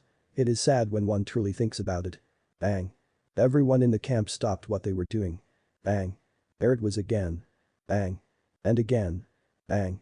Then on the fourth time part of the barrier breaks. 8 Laestrygonian giants charge toward some of the few campers that are in the strawberry fields. A black chain comes out of nowhere wrapping around one of the Laestrygonian giants' right arm. The rest of the Laestrygonian all stop to turn their heads to where the chain come from. Heat rod become bright red. The Laestrygonian screams from the burning heat. "The arms!" yelled Claris. But the mighty pull the arm is severed off from the Laestrygonian. Naruto pumped chakra through his legs as leap towards the one-armed Laestrygonian. He kicks the giant's face and grabs heat rod and wraps it around the giant's neck. The blonde places his feet on the monster's head and pulls with all of his might burning through flesh, muscle, and bone. Then pop goes off the head. Now normally when a monster is killed they turn into gold dust, but when a monster is killed by Stygian iron, it absorbs the monster essence. That's what happened when Naruto beheaded the Laestrygonian giant. The other Laestrygonian didn't take that too kindly. In a mad rush, they charged towards Naruto. Mark and Sherman bash 2 of the giants from behind with their shields, Beckendorf throws a ball that explodes into a net that wraps around another, arrows pierce another in the knees, forcing it to the ground, Travis and Connor double team one causing it to trip. And finally Claris throws her spear at one of the remaining 2 that are still charging Naruto. The spear stabs one of the Laestrygonian, causing it to cry out in pain. Naruto whips his chain whip at the remaining Laestrygonian. The giant grabs the chain whip and pulls the blonde towards him. Naruto couldn't even get chakra to his feet in time to stop. The chain whip becomes bright red, but the giant pushes through the pain and throws Naruto across the strawberry fields. Mark slides underneath a Laestrygonian as it tries to grab him. He quickly turns around slicing through the giant's left leg. Without its left leg the giant fell over onto its front. Mark took advantage, jumps on the Laestrygonian's back and stabs his sword into the monster's back, cutting through the spinal cord, killing it instantly. Sherman uses his shield to block the iron club the Laestrygonian is wielding. The weight behind it causes his shield to cave in, but also breaks his arm. Mark saw this and rushes over to aid his brother. Mark leaps onto the cannibal's back, repeatedly stabs its neck. The giant grabs Mark and throws him into the ground. Lifting its foot the giant aims to crush the son of Ares. Sherman thrusts his spear into the Laestrygonian's back, causing the giant to cry out in pain. Mark quickly got to his feet and thrusts his sword into the monster's chest, aiming to end the fight. The blade pieces through the chest and goes through the heart, ending it. Beckendorf simple walks over to the tied-up Laestrygonian. He says nothing but just raises his hammer up and descends down onto the cannibal's head, crushing it. Travis and Connor are making sure to keep out of the Laestrygonian's range with its iron club. Beckendorf throws his hammer, striking the monster in the head. The Stoll brother took this advantage and stabs the giant in the chest, killing it. Lee and the rest of his siblings are keeping one of the few Laestrygonian that's alive distracted. The Laestrygonian rushes them till his sword flies into its right shoulder. The creature stops and turns to face Mark. Mark is regretting his action, for it left him without a weapon. "Fuck me," Mark simple says. The cannibal roars at him while rushing him. Beckendorf tackles the monster, holding it down. Travis and Connor run over and repeatedly stabs it in the chest, killing it. Naruto rolls on the ground. He holds his ribs, feeling a few cracked. Blood running from the corner of his mouth. The son of Hestia gives the giant a death glare. Naruto summons a shadow clone and holds out his hand. The clone starts to help the blonde with his chakra to form in his hand. Naruto whips his chain whip at the Laestrygonian again. As the same before, the giant grabs hold of the chain whip and pulls it towards him. Naruto's clone finished with the chakra to form the Rasengan just in time. Naruto fly towards the giant with his Rasengan out in front. "Rasengan!" shouted Naruto as he slams the ball of chakra into the monster head, grinding through skull bone and into brain matter. Claris is going toe-to-toe with the Laestrygonian. She is using the creature's size against itself by moving only a little slower than her. That's all it takes to win a battle. Cutting up the giant's arms to he'd lose grip of his iron club. Claris throws her shield into the Laestrygonian's mouth, breaking a few teeth. She then grabs her spear and thrusts it into the monster's throat, killing it. Chiron gallops towards everyone. "What happened?" orders Chiron. "Some Laestrygonian broke through the barrier," said Claris. Chiron looks around, going through the battlefield, tend to the wounded. "I want all campers to carry weapons at all time. Increase patrol with everyone wearing armor while doing so. I need to find why the barrier is weakening," orders Chiron before he gallops off. "May." Throughout the month monsters have been breaking through the barrier more frequency. Beckendorf is spending a large amount of time fixing weapons and armor to keep those who do border patrol or those that fight the monster when they break through. Luckily the school year is ending and more campers are arriving to help with the defenses. The pack of hellhounds run through the forest. Heat Rod cuts through 3 hellhounds. "Come out to play," yelled Naruto. Naruto for the last hour has been chasing this pack of hellhounds. This pack has been doing hit and run tactics for the last week. For such large creature they sure can cover distance fast. The blonde's mind has been wondering if they've been leading him into a trap. "What are you doing? Hellhounds aren't this smart. I wonder if I'm nearing an alpha?" questioned the blonde. The pack of hellhounds ran into a clearing where a much large hellhound is waiting on them. Naruto lands on a tree branch. "Yup, that's an alpha," said Naruto. Through some research on monsters since the attack started been enlightening. Some monsters had to be killed a certain way while others could be killed any way possible. But what he'd liked the most was the Spoil of Wars. With Naruto being Naruto, he got the idea of using Spoil of Wars to try and make equipment. He learned that hellhounds can use an ability called shadow travel. Naruto asked if Beckendorf can make something like that if he brings him hellhound hide. Using Spoil of Wars to make weapons and armor. Beckendorf rubs his chin, it could be possible. "I'll tell Border Patrol to bring me any spoil of war that they get. This could finally give half-bloods the edge that we need," stated Beckendorf. Since then with every monster killed the spoil of war was taken. Naruto stares at the pack of hellhounds surrounding their alpha. Pumping chakra through his leather bands cause Epyon to fold out and Heat Rod extends out. Naruto jumps down and lands in a crouch. The hellhounds see the Stygian iron, but they don't back down. "The alpha is giving them the courage to face me, even though I'm using Stygian iron," thought Naruto. The chain whip becomes bright red. The hellhounds leap towards the son of Hestia. Whipping his chain whip around one of the hellhounds and melts right through the creature of darkness. Bashing Epyon into the skull of another killing it. Thrusting his chain whip going through an open mouth and out the back of the head. The alpha had enough and jumped towards Naruto. The alpha pins Naruto down and bites down on his throat, but a cloud of smoke goes up. When the smoke cleared where Naruto was is now a hellhound. The chain whip wraps around the alpha's neck. The son of Hestia pulls the chain whip. The alpha jumps around trying to get the blonde of its back. Naruto flowed chakra to the bottom of his feet sticking to the alpha. The alpha rams into a tree. Naruto heard a snap with pain flaring in his right shoulder. He pushes through the pain pulling the chain whip harder. The chain whip burns through the alpha's hide. It tries to buck Naruto off its back furiously. Screaming with a final tug the head comes off. But the alpha turning into gold dust Naruto falls to the ground. The remaining hellhounds circle around the blonde to finish him off. The silver arrow goes through one of the hellhounds' head killing it. The other hellhounds run away. Naruto gets on his knees while holding his shoulder to look around. A group of girls come out of the forest. "Milady?" Zo asks. "Stand down, Zo. That is Naruto Uzumaki, son of Hestia," said Artemis. When the goddess of the moon said that the hunters whisper to each other. Some of the older ones look at him and try to figure him out. "You're Artemis and you're her hunters," stated Naruto. "Yes, but I must ask why are you so far up north?" asks Artemis. "I was chasing this pack of hellhounds because they've been attacking the camp for the last week," said Naruto. "Ah, yes. I've heard that the barrier has been weakening. But why not just run them off?" asks Artemis. "I wanted the spoil of wars," answered Naruto. "Just like a man would say," Zo said with disgust. "Watch it, nymph," threatens Naruto. Zo's eyes widen before she aims an arrow at the blonde, but Artemis stops her. "Zo, you will stand down." Artemis orders her lieutenant. "I know your story. You got the short end of the stick," says Naruto as he reaches into his back pouch and takes out a small vial of nectar. "You're not the first person and definitely not the last." Naruto takes a small sip of nectar tasting Ichiraku ramen, hatred leads to death. "And with that I bid you a farewell," shouted Naruto as he leaps into the trees. Zo just glares at the blonde as he leaves. "How dare you say something that, you pathetic man. Lady Hestia should have never had you," Zo shouts in her mind. As Naruto leaps through the trees his mind begins to wander. It goes towards the hunters. He knows it helps them, but they are healing.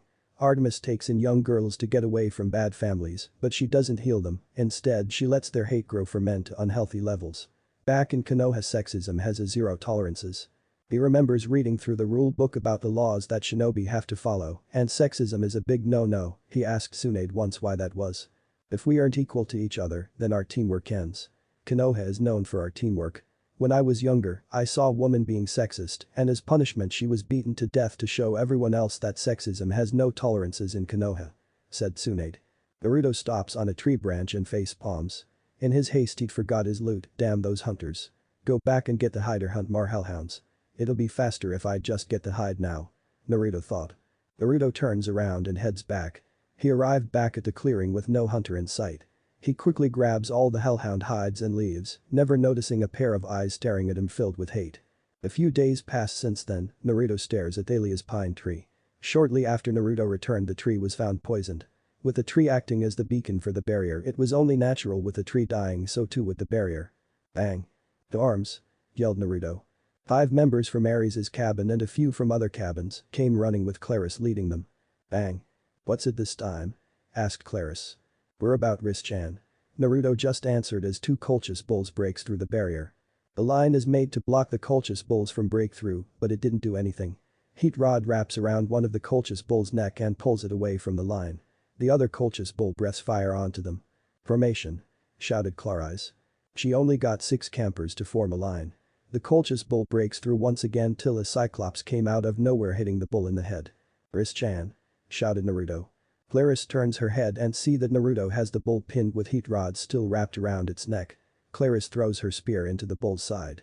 The bull came crashing down. At the wounded to the big house.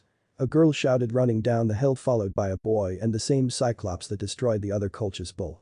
Chapter 6. Invaders. It's about fucking time you got back here, wise girl. Shouted Claris. What's happening? Asks Annabeth. What does it look like? The camp's been under attack for months now. Now come help the wounded. Tantalus will need to know what happened here, said Claris. That fuck. Growled Naruto. Watch it, Hearth boy. You know that no one likes him, said Claris. Who's Tantalus? Asked Percy. He's the activities director, Claris said with disgust. But Chiron is the activities director. And where's Argus? Percy tried to protest. It's true. Argus got fired and Chiron was replaced with that bastard is in charge, Naruto growls. You two have been gone too long, stated Claris. But Chiron trains kids to fight monsters for over 3,000 years. He can't be gone. What happened? Asked Percy. That happened. Claris snapped while pointing to Thalia's pine tree. The tree has become sickly over the past few months. The tree is surrounded by pines that have fallen from their branches and the ones that didn't are yellow. Green sap seeps from the bark to show just how sick it is. Come on, Hearth boy, we have to give our report. Ordered Claris. Both Naruto and Claris leave Annabeth, Percy and Tyson on the hill to help get the wounded to the big house. You need to start wearing armor, Hearth boy, stated Claris. I'm too fast to get hurt, said Naruto. Say that with a broken collarbone when you ran into the hunters, snaps Claris. Hey. That alpha was stronger than I thought, but hunters can't do anything. I could have used their hatred for men against them and they wouldn't be able to do a damn thing, Naruto quickly stated. Flashback start. Naruto arrived back at camp after his little run-in with Artemis and her hunters. He went to the big house to tell Chiron what happened to the pack of hellhounds and also tell him about his little run-in. You're very lucky that Artemis didn't turn you into a jackalope. But I don't think she wanted to anger Hestia, said Chiron. So it's true what they say about Kacchan? Asked Naruto. She may not be seen much or fight like the others, but she is the firstborn from the Crooked One and Mother Ray. But I have some bad news, Naruto. With Thalia's tree being poisoned, Argus has been fired and so have I, said Chiron. What? But who will train us? You've been training heroes for the last 3,000 years. Yelled Naruto. I know, but someone need to take the blame and I'm more than willing to take it. I will stay till the school year ends and my replacement will be here in a few days. Now Naruto, you have to promise me that you won't do anything, asked Chiron. What do you mean? Who are they replacing you with? Questions Naruto. Tantalus, stated Chiron. Naruto knew who Chiron was talking about. Tantalus was a son of Zeus who was allowed to eat with the gods and stole nectar and ambrosia from them afterward. The gods didn't like that and didn't let him eat with them again. As an apology he invited them to a feast. Tantalus killed his own son Pelops and fed his remains to them. Demeter was the only one that ate a part of Pelops because she was distraught about her daughter, Persephone. When the gods found out, Zeus himself used a master bolt to kill Tantalus and brought his soul to the underworld himself for Hades to punish by never eating or drinking. They're allowing that monster here. What the fuck is wrong with them? Naruto is questioning if the gods really care if they're allowing that monster free. I know you aren't liking this, but the decision had been already made. It's out of my hands, said Chiron trying to calm Naruto down. I swear on the river of Styx that if he does anything to endanger any of the campers, I'll drag him down to the underworld myself. Naruto claims proudly as the sound of thunder rumbles as a sign that the oath has been taken. Flashback end. Just start wearing armor, alright. You're one of our best fighters. Mark would be sad if you got hurt and couldn't fight anymore, said Claris. Ha. Fat fact. I'm winning by count, said Naruto. Clarice just shakes her head. I swear you two try to beat each other with who can kill the most monsters, said Clarice. You're just mad that it's not me and you. Says Naruto as he's punched in the arm. Back on Half-Blood Hill. Who was that with Clarice, Annabeth? Percy asks. I have no idea, but he held a Colchis bull by himself till Clarice finished it off. We need to get to the big house and find Chiron, said Annabeth. They headed into camp. They were shocked to see that the once peaceful camp is now stocking up in arms. Counselors and satyrs stockpiling weapons in the toolshed. Dryads armed with bows and arrows talk nervously at the edge of the woods. The trees are starting to look like Thalia's tree. The grass in the meadows are turning pale yellow, and the scorch marks from the fires stretch across them. No one talked to them. Everyone was busy with their duties. Messenger runners delivering messages, swords being sharpened, hammers pounding armor. The summer camp was gone and in its place was a military camp. But none of that mattered to Tyson, Wasted. He gasped. That's the stable for the Pegasi. The winged horses, answered Percy. Wasted? That's the toilets. Percy felt a little strange answering that question. As they arrived at the big house, a chair flies through a window. I don't give fuck. I'll fucking rip heart out. Shouted a very angry Naruto. Naruto leave. Orders Chiron. Naruto storms out of the big house.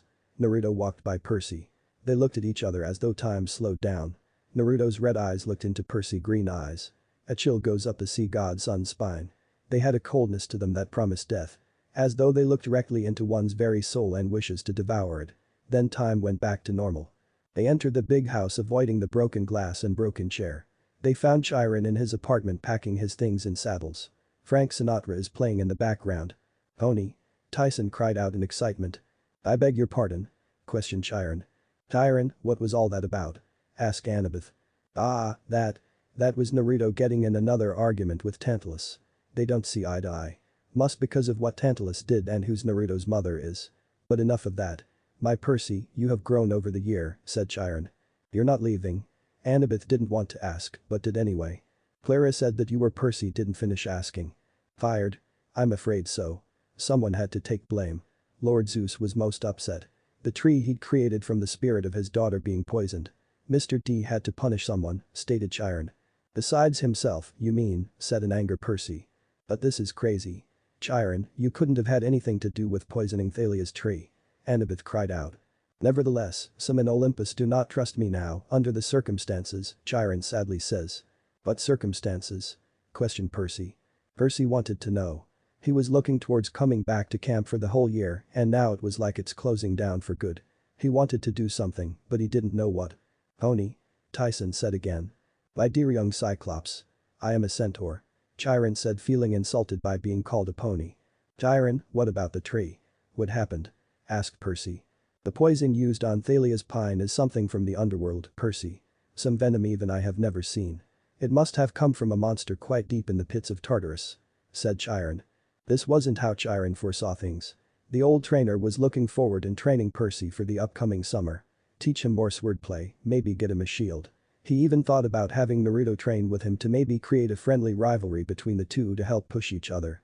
But with Thalia's tree poisoned, he can't really do anything. It was like fate itself wanted Percy to grow through conflicts. Chiron hates to admit, but one can grow faster and stronger when they are in conflicts. The tree only has a few weeks of life left unless Chiron trailed off thinking whatever was on his mind could actually help the camp. Unless what? Annabeth asked. No, a foolish thought. The whole valley is feeling the shock of the poison. The magical borders are deteriorating. The camp itself is dying. Only one source of magic would be strong enough to reverse the poison and it was lost centuries ago. Mutters Chiron. There was only one item that had the power to save the valley. Chiron knew this, but with it missing the valley was doomed. What is it? We'll go find it. Percy trying to plead with Chiron for more information. Chiron finished packing his saddlebag and stops his music from playing anymore. Chiron looks at Percy.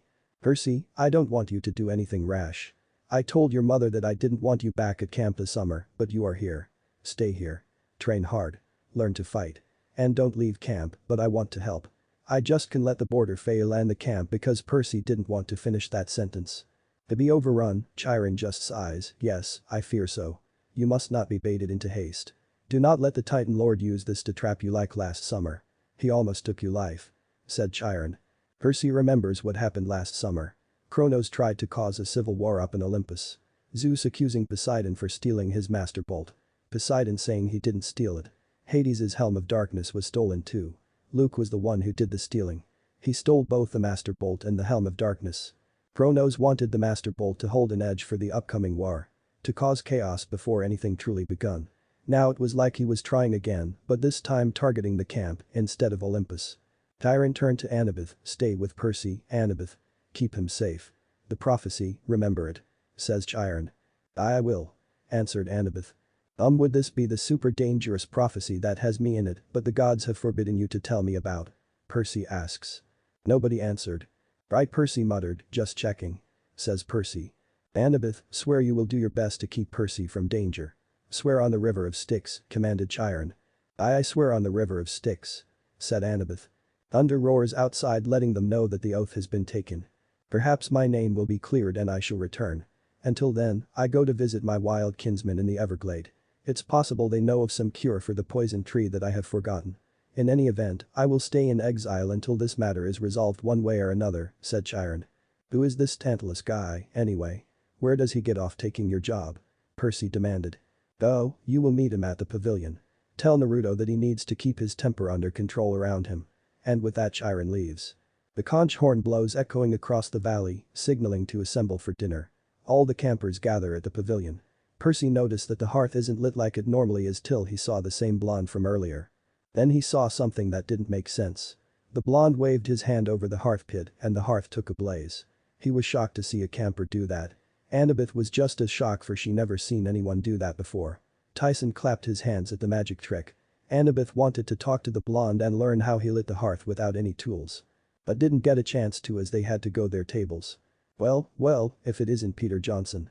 My millennium is complete, said Mr. D. Percy Jackson sir, Percy growled out. Mr. D sipped his Diet Coke, yes. Well, as you young people sat these days. Whatever. Said Mr. D. Ha ha. Diane, are you still mad that I beat you in poker? Asked Naruto. Percy turns his head and finally gets a good look at Naruto. The blonde hair makes him thinks he is in Apollo's cabin but saw him sitting at Aphrodite's table. But what throws him a loop is when he'd seen him early Naruto had red eyes, not blue eyes like now. I still believe you cheated Nathan. I will find out how you did it, stated Mr. D. It's not my fault that I keep winning. You've seen me shuffle. I don't cheat. I mean I can, but I don't. The cards just come to me, said Naruto. I'm going have to talk to Titch to see if she gave you her blessing. But this is the boy you have to watch. Poseidon's child, you know, said Mr. D.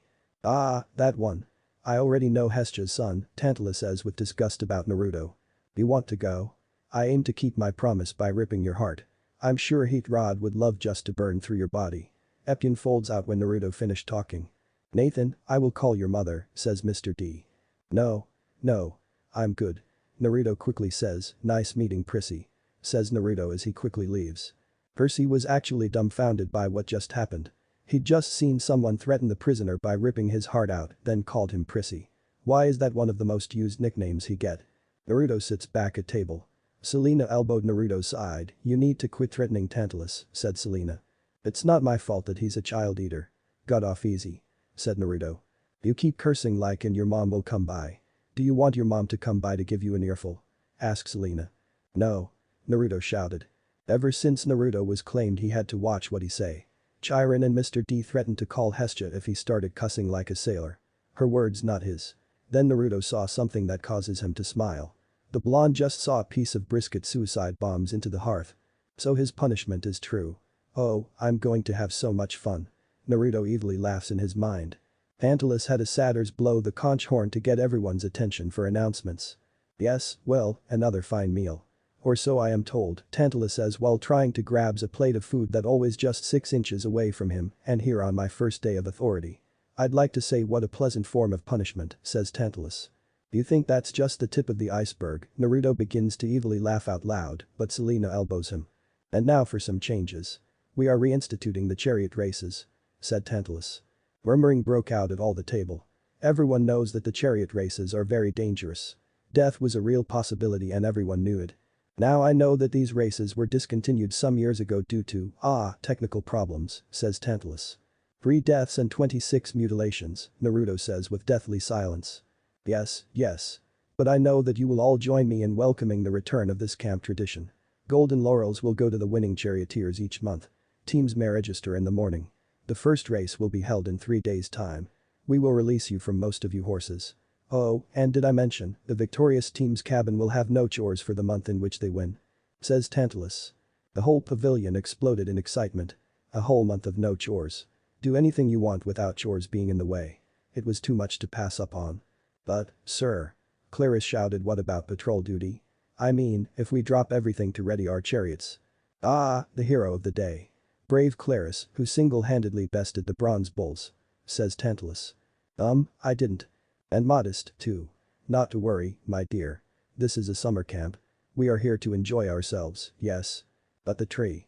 And now, Naruto places his hand on Clarice's shoulder, stopping her. Before we proceed to the campfire and sing along, one slight housekeeping issue. Percy Jackson and Annabeth Chase have seen fit, for some reason, to bring this here. Said Tantalus as he waved his hand over to Tyson. But before anything could happen, a kunai flies by Tantalus's head. Every camper turned their heads to see where the kunai came from. Naruto already has another ready. Now we aren't going to do what you're fixing to say, child eater. Naruto says with venom, what we are going to do is talk this out, be reasonable people that we are. Said Naruto. The bright green light shines over Tyson's head. The symbol of a trident appears floating above Tyson, showing that he is claimed by not just a god, but by Poseidon. There was a moment of awed silence as they watched Tyson trying to swat it away. The next day, Naruto, Clarice, Beckendorf, Connor, Travis, Lee, and Mark meet at the arena. With the barrier becoming weaker along with added border patrol meetings like this takes place once a week. The meetings most discuss about weapons, armor, who takes patrol duty, guard duty, and healing the wounded. Beckendorf and those of Hephaestus's cabin make sure that all the weapons and armor are in tip-top condition. Connor and Travis were in charge of making and setting up traps. Lee and those in Apollo's cabin were in charge of healing anyone injured during attacks, along with archers in defenses, and Naruto, Clarice, and Mark were in charge of patrol duty and support duty. Tantalus wants the chariot races so that no one is defending the camp, said Clarice. We know that. That's why we're having this meeting, Riss-chan. Lee, can you tell us how the injured are coming along with? Asks Naruto. The injured are coming nicely. The dryads and satyrs helps when the wounded come in, stated Lee. We need some more of your cabin mates in archery. Having their support with range attacks will help those in the front, said Mark. Right, I'll ask some to join after the meeting is over, says Lee. Traps are coming along nicely. Says Travis. Oh, yes. Caught another hellhound yesterday, said Connor. We have a new trap we would like to test out on Tantalus. Speaking of Tantalus, we need to do something about him. He has no love for this camp, stated Beckendorf. There's nothing that we really can't do about the child eater. Well, besides make his life a living hell. What about the Cyclops? Asked Mark. What about it? I know most Cyclops eat half-bloods, but this one is claimed. And I think he has a name which I don't know, stated Naruto. Most Cyclops work the forges for both Hephaestus and Poseidon. I'll ask Percy if his new brother wants to help out, said Beckendorf. With Annabeth back at camp, shouldn't we ask her to join us when we have meetings? Asks Lee. I don't like Annabeth that much, but she has the best mind when it comes to tactics, answered Clarice. Alright then. Before the next meeting we'll ask Annabeth to join us. I guess the meeting is over. Riss-chan, can I ask you something before you leave? Asked Naruto. Sure, Naruto. Said Clarice. As everyone else leaves the arena, Naruto catches Mark handing some gold coins to Travis. Naruto shakes his head. I want to ask you if you're willing to join up with Aphrodite's cabin in the upcoming chariot race. Naruto asks. Share between the two cabins for a whole month. Sure, but they can't do anything to our chariot. Clarice yelled. I got it, says Naruto as he holds up his hands. At the lake. Annabeth and Percy are by the canoe lake sketching chariot designs. They decided since their parents worked together to make the horse and chariot, so could they. Are you sure that's what Tantalus said? That Hestia had a son? Questioned Annabeth. Yeah, that's what he'd said. I don't get what you're getting are? Asked Percy. Percy, Hestia made any oath to stay a virgin like Athena and Artemis, though Athena found a loophole. I need to find out more. Said Annabeth. The day of the race. It was hot and humid in the morning. There was a low fog that hugs the racetrack. The track itself sits between the archery range and the forest. Hephaestus's cabin used the bulls to plow the field to make it suitable. Strange birds rest on the treetops making strange metallic sounds. Right. You all know the rules. A quarter-mile track. Twice around to win. 2 horses per chariot. Each team will consist of a driver and a fighter. Weapons are allowed. Dirty tricks are expected. But try not to kill anybody. Any killing will result in harsh punishment. No s'mores at the campfire for a week. Now ready your chariots," stated Tantalus. "He truly doesn't care about us not hurting each other." "Oh, he's getting it when this is over," growled Naruto. "Calm down, heart boy," yelled Claris. All the chariots line up at the start line. Hephaestus's cabin is led by Beckendorf in a chariot made of bronze and iron. They made 2 automatons like the Colchis bulls. Ares' chariot was more like a war chariot than a race one with all the weapons in the back being pulled by 2 horse skeletons. Apollo's chariot is made out of pure gold being pulled by 2 beautiful palominos. And Hermes' chariot looks old like it hasn't been taken out in years. "I'll drive and you hold them off, alright," says Claris. "No problem, Riz-chan. I've got your back, you know," said Naruto. "Charioteers. To you mark," called out Tantalus. "Charioteers. Attend your mark." Tantalus waved his hand. Hermes' chariot rammed into Apollo's chariot, causing the golden chariot to flip, throwing the riders off. The horses dragged the golden chariot across the track, crashing into Hermes' chariot. Not that far from the start line and 2 chariots are already out of the race. Ares' chariot pulls in first with Athena's chariot not too far behind, followed by Poseidon's chariot and Hephaestus's chariot. The birds on the treetops fly up and head towards the racetrack and stands. Naruto grabs a shield and camouflage netting. The blonde gets close to Claris holding the shield over their heads with the camouflage netting draped over them. Naruto has a little difficulty holding the shield over Claris since she is taller than the blonde. "What are Stymphalian birds doing here?" Claris questioned. "I don't know, but I'm worried about the other campers," shouted Naruto. "We can't do anything right now. We'll have to finish the race then help them out," Claris shouted back. And that's what they did. The chariot crosses the finish line. Naruto throws off the camouflage netting, pumps chakra through his leather bands. Epyon folds out with heat rod extending out. Athena's chariot and Poseidon's chariot leaves the racetrack. "You're running the fight is here, cowards," shouted Claris. "Forget them, Riz-chan. Let's go bird hunting," yelled Naruto. The chain whip becomes bright red as it whips through the air, burning through the flocks of Stymphalian. Bird feathers fall to the ground. Naruto wanted to use Shadow Clone, but Epyon and Heat Rod doesn't copy. Claris uses her shield to bash those that are close and tries to use her sword to cut through any that get close enough. Then the 2 chariots that ran off came back. Soon followed by loud music playing that causes the Stymphalian to go crazy. It made killing the Stymphalian easier to kill. The flock of Stymphalian leave the racetrack and heads up in the skies. "Archers," Annabeth shouted. The archers of Apollo's cabin shines as they fire and hit their mark. The flock of Stymphalian panics from both the music and arrows flies away. With the birds finally away, the damage can be seen. Chariots destroyed, injured campers from the bird pecks. "Bravo. We have our first winners," said Tantalus. Tantalus walks over to the finish line and awarded the golden laurels to a stunned Claris and Naruto. Chapter 7. Children of the Damned. What should have been joy and happiness for the winners of the chariot race, but instead was met with pain and depression. Lee and his cabin members had all the injured moved to the big house to get a closer look at all of the wounds. Will took charge since he knew more about modern medicine. Mark rounded up all of Ares' cabin to patrol the border to see if anything else gotten through. With nothing really to do, Naruto heads back to Aphrodite's cabin. As the blonde made his way back, his mind kept wondering. It felt like the flock of Stymphalian birds attacked too perfectly. Even if they're monsters and all monsters attack demigods, they waited till the chariot race started to attack. Like something signaled them to attack. The son of Hestia stopped dead in his tracks. Why didn't he see it? He looks around at the campers. Naruto can see the fear in their eyes. The fear of camp being overrun by monsters and being killed and eaten. The fear of death will make anyone do something stupid, even if it means betraying everyone. Camp Half-Blood had a traitor. Naruto decided to go to the stables instead. The blonde grabs the water hose, turns it, places his thumb just right for the water to spray out, creating a rainbow.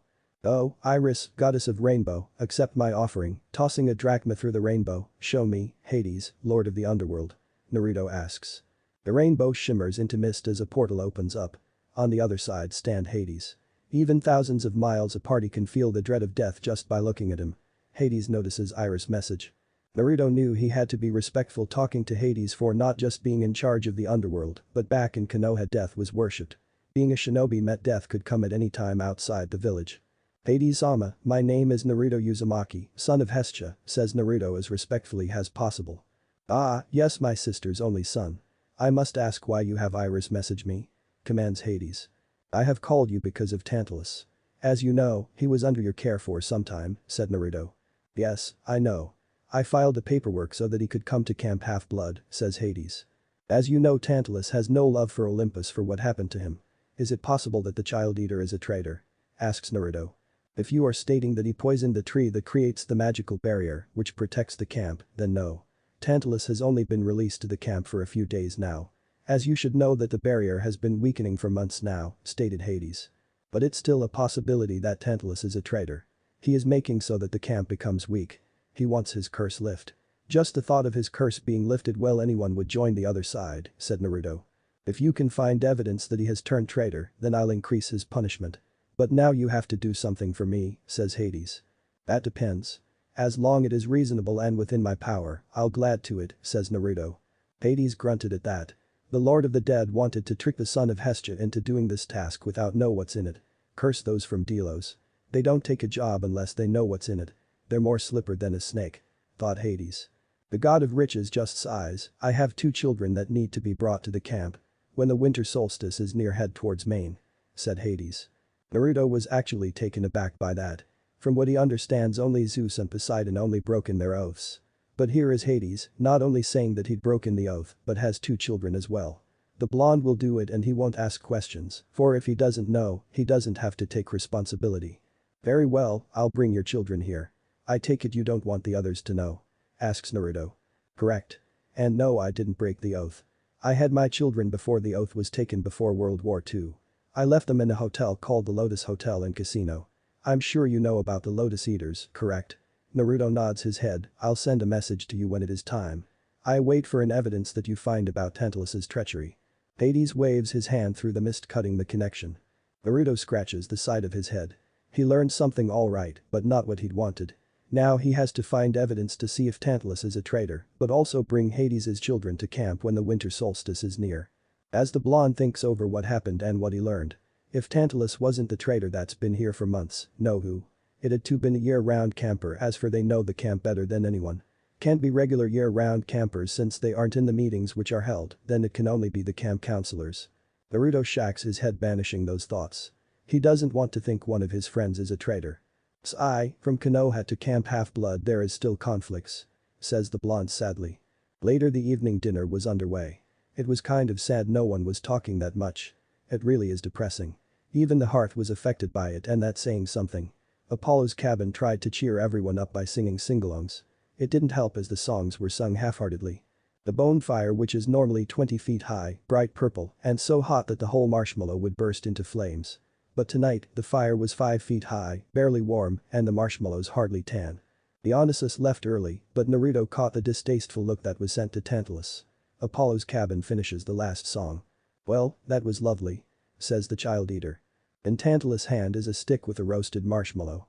He reaches for the marshmallow, but the marshmallow flies off of the stick. Tantalus makes a mad grab for it, but the marshmallow commits suicide by diving into the flames. Tantalus smiles like nothing happened. Now then. Some announcements about tomorrow's schedule, says Tantalus. Sir, Percy quickly says. Tantalus's eye twitches, our kitchen boy has something to say. Asks the child eater. Some of the Ares campers snicker at Percy. Naruto can tell that no one from Ares' cabin like Percy from how he humiliated them last summer and how he defeated Ares in a duel as well. Percy stood up from his set and soon Annabeth joins him. We have an idea to save the camp. Said Percy. Everyone was dead silence. The thought of the camp being saved got everyone attention. Hell, the bonfire became bright yellow and grew in size. Indeed, says Tantalus, not truly caring, well, if there is anything to do, chariots. The golden fleece. We know where it is. Says Percy. Naruto eyes widened. He remembers reading about the golden fleece. A golden winged ram was sacrificed by Phrixus to Poseidon. Phrixus then hanged the sacrifice on an oak tree in a grove sacred to Ares. Peleus sent Jason and the Argonauts on a quest to get the golden fleece to end the drought. With the golden fleece it could cure Thalia's tree from whatever poison that is pledging it. The fleece can't save the camp. I'm certain of it, Annabeth pleads. Nonsense, we don't need saving. Says Tantalus. All eyes went to the child eater, staring at him, and promises him pain if he doesn't say anything else. Besides, quickly adding, the Sea of Monsters. That's hardly an exact location. You wouldn't even know where to look. Yes, I would. Annabeth looks at Percy with uncertainty. 30 31 75 12. Stats, Percy. Ooh, okay, thank you for sharing those meaningless numbers, said Tantalus. They're sailing coordinates, latitude and longitude. I learned about it in social studies, says the son of Poseidon. 30 degrees, 31 minutes north, 75 degrees, 12 minutes west. He's right. The Gray sisters gave us those coordinates. That's be somewhere in the Atlantic, off the coast of Florida. The Sea of Monsters. We need a quest," said Annabeth. "Wait just a minute," said Tantalus. The campers didn't listen to Tantalus chanting, "We need a quest. We need a quest." The flames of the bonfire grows in size.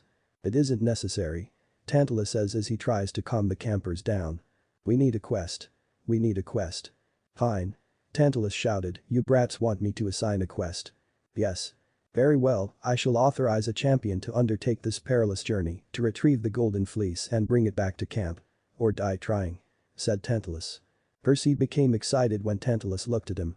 Percy getting the chance to save not just Grover, but also the camp. "I will allow our champion to consult the oracle and choose 2 companions for the journey. And I think the choice of champion is obvious. The champion should be one who has earned the camp's respect, who has proven resourceful in the chariot races and courageous in the defense of the camp. You shall lead this quest, Clarus," announced Tantalus. Percy wasn't expecting that.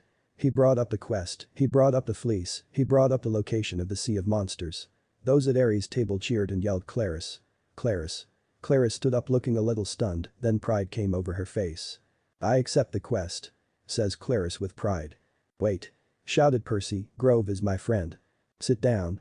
You had your chance last year," yelled out Mark. "Yeah, he wants to be in the spotlight again," Sherman added. Clarus glares at Percy, "I accept the quest. I, Clarus, daughter of Ares, will save the camp," says Clarus with pride. The Ares campers cheered louder. Annabeth protests, soon others from her cabin joins in. Sides were being taken. Chaos erupted till a wave of death washes over one. Naruto stands up and eerily calmly talks to them with a strange echo in his voice. "You will all calm down. We have our champion, there will be no ifs, ands, or buts." Naruto rubs the side of his head and groans. "Yes," says Tantalus, taken aback what Naruto just did. "Why don't I tell you all a ghost story?" said Tantalus. "No, you'll most likely will tell them what you did and try to scare everyone." Tantalus gives Naruto a dirty look. "Why don't I tell you all a story from Delos?" says Naruto. That catches everyone attendant. Most of the campers heard the rumors where Naruto was from and wanted to know. Those at Athena's cabin wanted to learn as much as they could about Delos, since there was very limited information about the island. "It starts at my home village, Konoha. There, when you graduate from the academy, you are given the rank genin. 3 genin to each squad with a jonin as their sensei. Together they train together and take missions together," says Naruto as he looks around, having everyone from Camper, Dryad, Nade, Satyrs, even Tantalus is listening. "And my squad was Uchiha Sasuke, Haruno Sakura, and Miyuzumaki Naruto, along with our sensei Hada Kakashi. We trained for 6 months and took several missions during those months, till one day Kakashi sensei told us he'd sign us up for the chunin exams. In order to move up in rank and become a chunin, you have to pass the chunin exams," says Naruto. "They can't be that hard, right?" said Mark. "People died during these exams," Naruto quickly says back. That catches everyone off guard. An exam so hard people die during it. They wonder what kind of people are over there. "I don't know what the exams are like for the other villagers, but in Konoha had 3 parts to the exam which we took. The first exam was a written one. Everyone has 10 questions and they all start out with a perfect score. With each wrong question you lose a point and you lose 2 points for every time you were caught cheating," said Naruto. "There has to be more to it than that, right?" questions Annabeth. "Of course. All the questions are too hard for any genin to answer by themselves. The true purpose of the test was to cheat.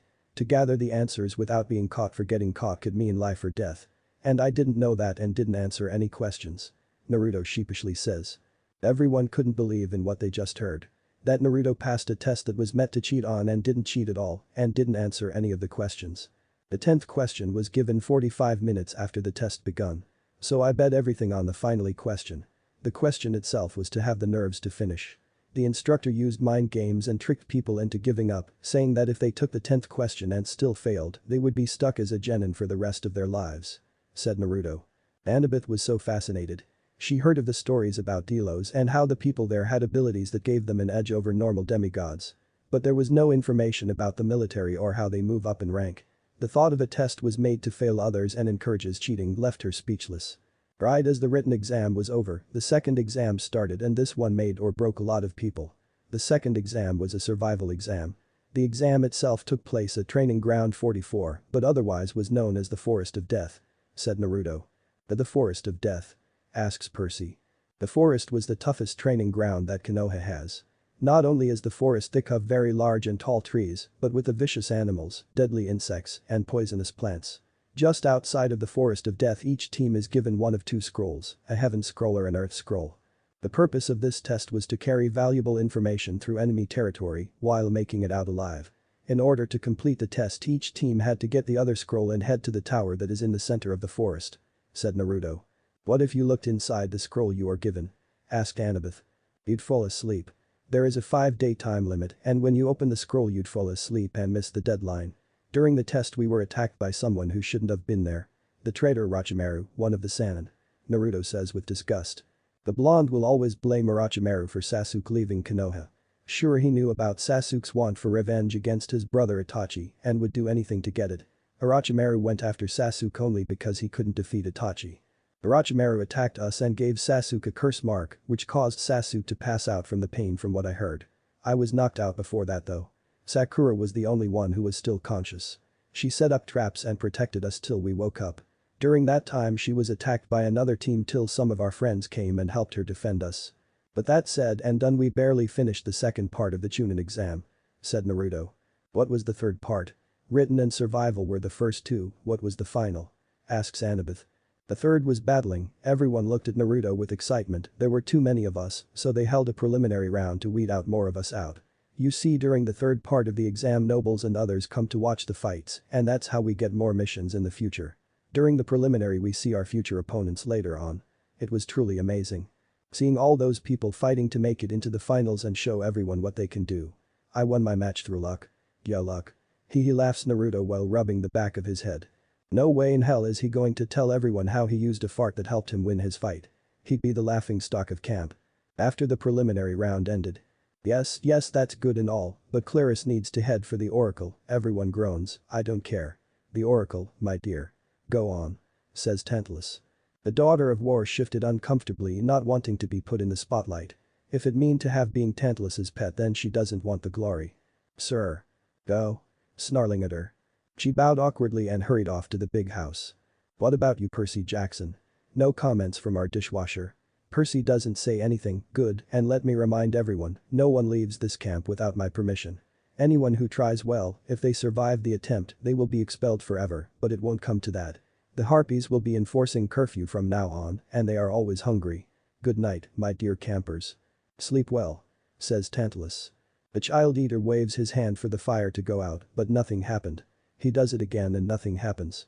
Naruto smirks before he waves his hand causing it to extinguish. Everyone headed to their cabins for the night. Before Naruto got to his cabin Clara stops him.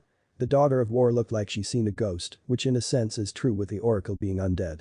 Naruto, he knew it was serious, I've decided that you're coming with me on this quest, says Clarice. Are you sure? I mean wouldn't you want Mark or Sherman? Asked Naruto. No, they need to stay here and protect the camp. Besides, if there is anyone I'd have watching my back would be you, says Clarice. Naruto smiles, right. I'll meet you first thing in the morning. Says Naruto. And make sure you don't oversleep. I know you stay in cabin 10, but doesn't mean you have to get your beauty sleep. Smirking Clarice. You're just jealous that I'm pretty. Counters Naruto. Start that you and your new nickname will be Pretty Boy. Says Clarice. Midnight. The clouds slowly move out of the moon shining its light down. A figure wearing a black coat that covers their whole body along with a hood over their head too. In front of the figure is Tantalus hanging upside down still asleep. With a hard punch Tantalus wakes up screaming panicking, trying to figure out what's going on. Tantalus son of Zeus, but better known as Child Eater, says the cloaked figure with a muffled voice. Who are you? Panics Tantalus. Now that Tantalus' vision is clearing, he has a better look at the figure. The black coat doesn't help figure out who it is. Tantalus gets a glance at the figure's face, but only saw a mask. What he saw was an everlasting smile, a permanent smile, a Glasgow smile. But you're awake, says the figure. What do you want? Says a panicking Tantalus. I want to know did you join Kronos? And no. I may hate Olympus for what they did to me, but I'm no fool. My punishment would be worse than it is now. Yelled Tantalus. Then why weaken the camp? Because I have no love for these heroes. Spiting the word heroes with venom.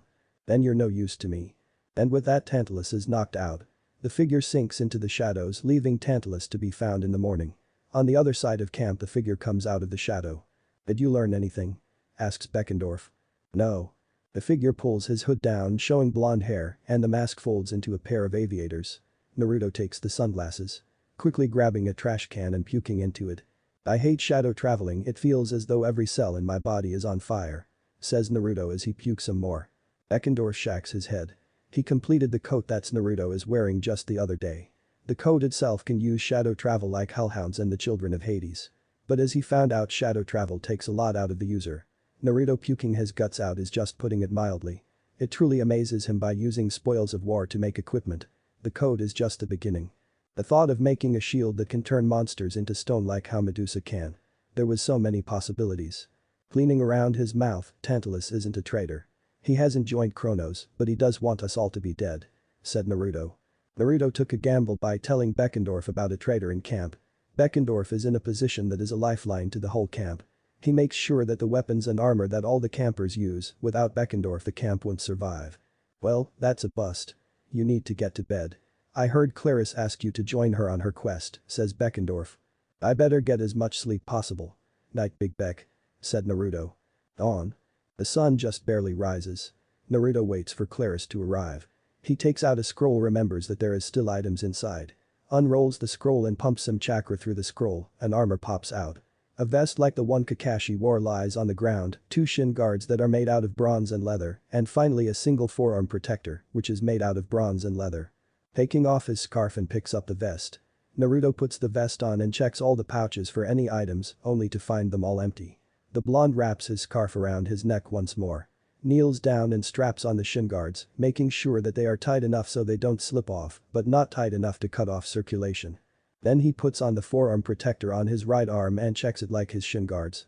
With a final check to all his supplies, bronze kunai in his leg holster and spar in his back pouch, bronze shuriken in his back pouch, vials of nectar, and bags of ambrosia.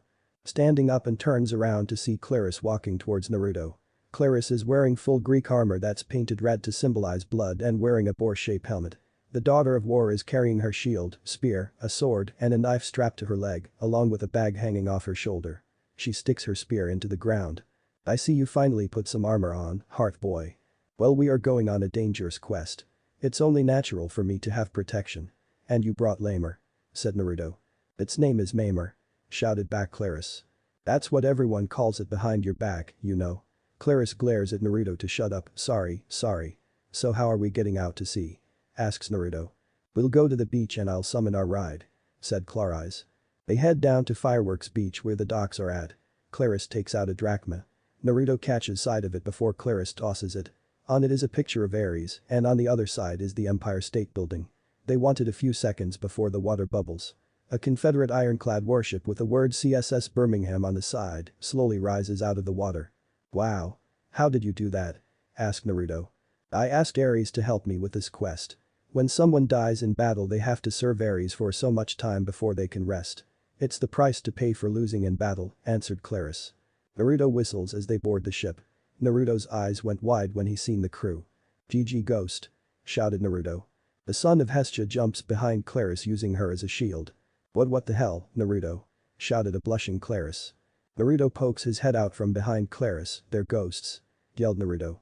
Damn it, Naruto. Clarice grabs the blonde and forces him in front of her. She slaps Naruto to stop him from trying to run away. They can't do anything, damn it. Tell the captain that we are ready to go. Order Clarice. The ship started to set course for the Sea of Monsters. Naruto kept close to Clarice, not fully trusting the ghosts. Clarice just shakes her head at Naruto's fear of ghosts. One of the strongest campers is afraid of ghosts. Night came and went with Naruto not getting any sleep at all. He really didn't trust those zombies. Clarice told him that they weren't ghosts, but zombies after she gotten tired of him calling them ghosts then passing out. Briss-chan, do you smell that? Asked Naruto. Smell what? Questions Clarice. It smells like donuts. Said Naruto. Ah, that was day. The Stoll brother smuggled in donuts in from a nearby gas station. Sadly it was his first and only time having donuts. The sugar rush that he got took most of the day to wear off. He even outran a dryad which was sawing something. Naruto looks over off a starboard seeing a hydra with 8 heads wearing a plastic bib with writing on it. From what he can see Percy, Annabeth and Tyson are fighting the hydra. Clarice seeing it. There. Prepare the 32-pounder. Orders the daughter of war after she found the hydra. They're too close, laddie. Said one of the gunners. Damn the heroes. Full steam ahead. Orders Clarice. Aye, laddie. Fire at will, Captain. Clarice shouted more orders out. But the loud boom echoed, then the next thing the Hydra explodes showing Percy, Annabeth, and Tyson in green slime. They all turn around looking the ironclad. Clarice smiles at them. Losers, but I suppose I have to rescue you. Come aboard. Said Clarice. The ladder is thrown overboard. First Annabeth came up, then Percy, and finally Tyson. Percy was a little freaked out by the zombies, Tyson looked like he wanted to take apart the ironclad to find out how it works, and Annabeth was staring at Naruto. Why are you staring at me? Asked Naruto. You're the son of Hestia, stated Annabeth. Yes. This wasn't the first time someone said that. All of Athena's cabin wanted to find out more. It sometimes got out of hand. They wanted to know more about Delos, but Naruto never did pay attention in class, so he wasn't much help for them. And you're from Delos, stated Annabeth. I, Annabeth, right. Look, I know you want to ask questions, but they're going to have to wait. Naruto quickly says. Clarice shows them around the ship. Naruto could tell that Percy and Annabeth really didn't care about the tour. Though Tyson did when he'd seen the engine and boilers. The dead Confederate sailors asked where they were from. Annabeth said Virginia. They approved of her. When they asked Percy where he was from, he said New York. They hissed at him and cursed about a Yankee. The dead Confederate sailors asked Clarice and Naruto when they first boarded. They didn't show much interest, with Clarice being from Arizona and Naruto being from Delos. You're in so much trouble. Said Clarice. They all went to the CSS Birmingham captain's quarters for dinner. Tantalus expelled you for eternity. Mr. D said if any of you show your faces at camp again, he'll turn you into squirrels and run you over with his SUV, stated Clarice. That thing still works? Naruto quickly asks. Yes, I'm surprised he didn't turn you and the Stoll brothers into squirrels, said Clarice. He did, but I changed back after a while, said Naruto. Did they give you the ship? Asked Percy. Course not. My father did, said Clarice. Ares? Clarice sneered, you think your daddy is the only one with sea power. The spirits on the losing side of every war owe a tribute to Ares. That's their curse for being defeated. I prayed to my father for a naval transport and here it is. These guys will do anything I tell them. Would you, Captain? Asked Clarice. The captain stares at Percy with hunger in his eyes. If it means an end to this infernal war, ma'am, peace at last, we'll do anything. Destroy anyone. Destroy anyone. I like that, said Clarice. Only you would like that, mutters Naruto. Clarice, Luke might be after the fleece, too. We saw him. He's got the coordinates and he's heading south. He has a cruise ship full of monsters. Good. I'll blow him out of the water. Said Clarice. You don't understand, we have to combine forces. Let us help you. No. Clarice hits the table, this is my quest, smart girl. Finally I get to be the hero, and you two will not steal my chance, shouted Clarice. Why did you only take one person with you? Asked Percy. I asked Naruto because he's the only one I know that'll watch me back. What? You couldn't trust anyone from your cabin? Questioned the son of Poseidon. Shut up, Percy. I don't need them. Or you. Yelled Clarice. Clarice, Tantalus is using you. He doesn't care about the camp. He'd love to see it destroyed. He's setting you up to fail, says Percy. How dare you? What give you the right to say that? Naruto glares at Percy. We've been fighting monsters for the past year protecting the camp while everyone else was gone. Yelled Naruto. All you need to know is that I'm finishing the quest and you're not helping. On the other hand, I can't let you go, says Clarice. So we're prisoners? Questions Annabeth. Yes. For now, Clarice propped her feet up onto the table. Captain, take them below. Assign them hammocks on the berth deck. If they don't mind their manners, show them how we deal with enemy spies. Orders Clarice. The captain does as he's order taking them to the berth deck. Naruto looks over to Clarice. He knows how much she wants to complete this quest. Wanting to prove to everyone, but most of all to Ares. Everyone in camp knows how much he likes his sons more than his daughters. Clarice is the first one in a long time since a daughter of Ares went on a quest, let alone leading it. Briss-chan snapping Clarice out of her thought, everything is going to be fine. You'll complete the quest and prove to everyone just how great you really are. You have my word, and I never break my word. Says Naruto, which causes the daughter of War's cheek to burn red. The next day. Naruto yawns for another sleepless night. Keeping an eye open for the zombies that tried anything. He also didn't like that Percy and Annabeth forced their way onto this quest. A friend of theirs is in trouble and they want to help. He gets it, he'd do the same thing, but also wouldn't just leave to save them. It shows that they have no faith in his or Clarice's abilities. As the blonde walks down the hallway, a wave of anger and hatred washes over him like when the Kyuubi wanted out. But it was different. The Kyuubis wanted death and destruction for revenge, this was more for the joy of death. The son of Hestia turns down a corridor to see an Iris messenger. In Messenger he was the cause for the anger and hatred. A man wearing a black leather jacket, military-style haircut and red-tinted sunglasses. Ares the god of war, Claris's father. "I don't want excuses, little girl," growled Ares. "Why yes father," Claris mumbled. "You don't want to see me mad, do you?" threatens Ares. "No, father." "No, father," Ares mimicked, "you're pathetic. I should have let one of my sons take this quest," says Ares. "I'll succeed," Claris promised, her voice trembling, "I'll make you proud." "You better," warning her, "you asked me for this quest, girl. If you let that slimeball Jackson kid steal it from you." A chain shoots out piercing the metal wall near the messenger. Claris turns her head to see Naruto walking towards them. His eyes locking with Ares. "You threatened my friend. You berated her. You have no faith in Claris. Threaten her again, I don't give a fuck who you are. I'll fucking kill you," stated Naruto. "Watch what you say boy," threatens Ares. "You can't touch me. As long I don't challenge you, you can't harm me directly," stated Naruto. Naruto rips his chain through the steam, causing the image of Ares to disappear. Claris was dumbfounded that someone just threatened a god. Let alone that someone came and defended her. "Naruto, why did you do that? Ares will now try to fall in battle," stated Claris. "Because you're my friend, Riz-chan. I'm willing to go to the deepest pits in the underworld, willing to go to the tops of Olympus, willing to go to the deepest parts of the oceans for my friends. I don't care who stands in my way, I will always protect my friends. Olympus could be burning and I would only care about my friend's safety. For Olympus can be rebuilt, friendships can't," Naruto says with passion and confidence. Claris's cheeks redden at the lengths that Naruto is willing to take for his friends. Willing let the world burn for the safety of his friends. For the world can be rebuilt, but people can't. The makings of a great leader that cares for his people and not for power. "You didn't have to protect me, Naruto," says Claris as she turns her head away from the blonde. "I know, but I couldn't just stand there while Ares talked to you like that. I guess it has to do with who my mom is," said Naruto. They head up to the deck. Claris takes a pair of binoculars from a zombie officer and peered toward the horizon. At last. "Captain, full steam ahead," Claris orders. The engine groaned as the ship increased in speed. Tyson mutters something about the strain is too much and that the ship wasn't made for deep water. A mass of rock rises out of the waters, creating a 100-foot cliff to the north. The clouds darken with the sound of thunder to the south. "Hurricane?" asked Annabeth. "If it were that simple. Charybdis," answered Naruto. Charybdis was once a beautiful naiad that is the daughter of Poseidon and Gaia. During the feud between Zeus and Poseidon, Charybdis rode waves after Poseidon stirred up storms to take beaches, villages, fields, and forests to be claimed by the sea. Zeus became so enraged that he turned her into a monster forever. "Are you crazy?" Annabeth shouted as she pales. "Only way into the sea of monsters. Straight between Charybdis and her sister Scylla," said Claris. Scylla was once a beautiful nymph. The sea god Glaucus fell madly in love, but she fled to land where he could not go. Glaucus went to the sorceress Circe to ask her for a love potion to melt Scylla's heart. The sea god told Circe his tale with the sorceress falling in love with him. She wooed him with sweet words and her looks, but Glaucus was set for only Scylla. Furious with Scylla because she couldn't get Glaucus to fall for her, took a vial of powerful poison and poured it in the pool where Scylla bathed. As soon the nymph entered the pool transformed into what she is now. "What do you mean the only way?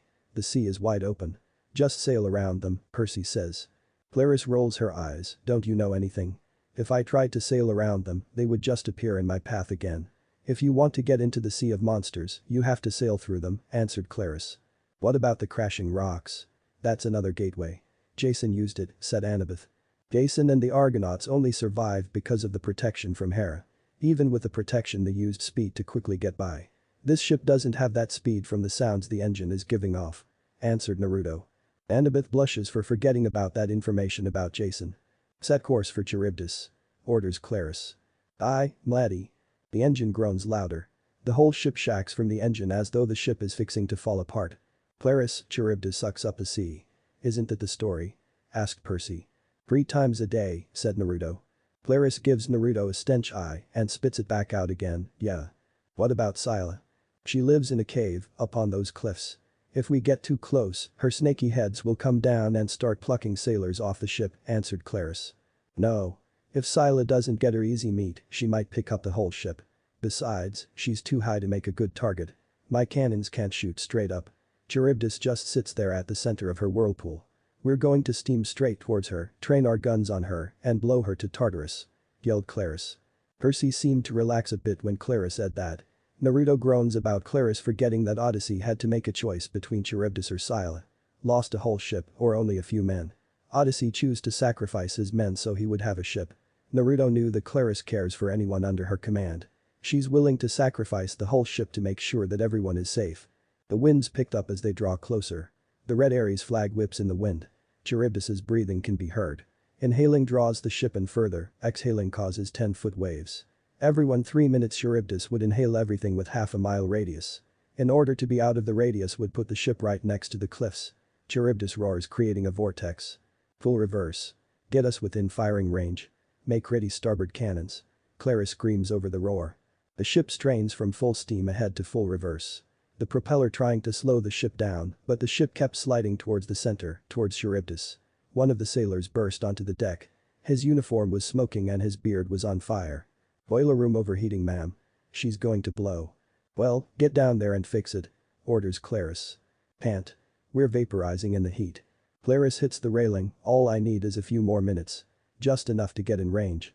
We're going in too fast, prepare yourself for death. No. I can fix it, says Tyson. Claris turned her head to Tyson. You? Questioned the daughter of war. He's a cyclops. He's immune to fire.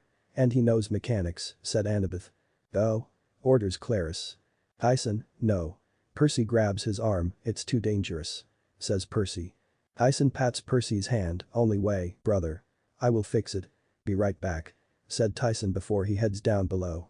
The ship was close enough to Charybdis. A black crag of coral just below the surface. The large teeth all jagged with fish and driftwood stuck between them. The mouth wide open sucking in sharks, schools of fish, and a giant squid. Lady Claris, starboard and forward guns are in range. Fire. Ordered Claris. The sound of thunder echoes threefolds. One of the cannonballs hit Charybdis's teeth, another went into the depths of her maw, and the last hit some debris and bounces back killing the Ares flag. Again. Orders Claris. The gunners reload the cannons. As they were the sound of the engine becomes stronger and doesn't sound like it's fixing to give out. The ship starts to pull away from Charybdis. Tyson did it. Annabeth said. Wait. We need to stay close. Says Claris. We'll die. We have to move away. Briss-chan, Percy's right. We have to leave while we can, said Naruto. Charybdis shuts her mouth, then water washes over her. It was the calm, then chaos came. Charybdis ejected everything she sucked up. When she did, a 40-foot wave hits the ship, causing it to be hurled towards the cliffs. A sailor run up from the hold. The engine is about to blow. Where's Tyson? Percy demands. Still down there. Holding it together somehow, though I don't know for how much longer. We have to abandon ship, says the captain. No. Yelled Claris. We have no choice, Mladdie. The hull is already cracking apart. She can't. The captain became another victim to Scylla. Strange enough, his leather boots were all that remained. Scylla. Yelled one of the sailors. Another one of Scylla's head shot out, taking the sailor. It happened so fast there was really nothing they could do. Percy takes out his sword Riptide and takes a swing at another head and misses. Everyone get below. Yelled Percy. We can't. Claris drew her sword, below deck is in flames. Get to the lifeboats. Yelled Naruto as he runs over to the lifeboats. They'll never get clear of the cliffs. We'll all be eaten, said Claris. We don't have much of an option. We can defend against Scylla, then we can Charybdis. Yelled Naruto. Claris and a few of the undead sailors uncovered one of the lifeboats. Naruto looks over to see Percy toss Annabeth what to be a thermos before heading towards the hatch below deck. Percy never made it as Scylla picked him up. The son of Poseidon stabbed Scylla in the eye, letting him go. But it didn't matter as the ironclad exploded. The fire didn't harm Naruto, but the force of the explosion knocked him overboard with him blacking out. Chapter 8. The longest day. Naruto groans as he slowly opens his eyes. His vision clears up as the ceiling comes into focus. Rubbing his head a bit as he tries to sit up. Muscles ache from not sleeping well for the past few days. The blonde looks around as his mind finally wakes up. The room is spartan with just a bed, dresser, and a nightstand. Naruto feels a breeze as he notices an open window that is gently blowing the curtain. Standing from the bed, the blonde looks down. Clad in only his boxers, he looks around for his clothes, armor, and equipment. He searched through the drawers only to find them empty. No clothes or weapons in a strange place that could be hostile. The blonde looks at the window, which is becoming a quick exit if things go south. The only door in the room opens up. A woman walks through it and sees that Naruto is awake and up. She has short sandy blonde hair with bright blue eyes. Her skin tone gives away that she spends most of her time outside in the sun. She is wearing mostly animal pelts for clothing. "Oh, hello," she says in a cheerful voice. "I was afraid that Thanatos came for your soul." Where am I?" Naruto asks. "Oh, you're on the Isle of Lemnos. My name is Lily Ann." "What's your name?" Lily Ann asked. "My name is Uzumaki Naruto," Naruto answered. The Isle of Lemnos sounded so familiar, but Naruto couldn't put his finger on it. It was right there on the tip of his tongue, but couldn't grasp it. All he remembers that Jason visited the isle during his journey for the Golden Fleece. "Where are my things?" asked Naruto. "Oh, they're being cleaned. You washed up on shore only a few hours ago. The king wanted to see you when you woken up. Please follow me," said Lily Ann. "Can't I have some clothes? I'm just in my boxers," said Naruto. Naruto doesn't like standing in his boxers in front of people he doesn't know. He was only willingly to get undressed for doctors, but that was it. Lily Ann leaves to only come back with a toga. Naruto's left eye twitches at the sight of the toga. "I'm sorry, but I am not wearing that. I'd gladly walk around in my boxers, thank you very much," stated Naruto. He looks down, then at the toga, then back down. The son of Hestia just sighs, grabs the toga and puts it around his waist. Naruto isn't liking this at all. First he doesn't know where Claris, Percy, Annabeth or Tyson are, then he wakes up on an isle that took his clothes, armor and weapons, finally now he has to wear a toga. Worst day ever. They go outside and onto the street. Naruto gets a good look at the buildings. Most of the buildings are made out of marble, stone and clay.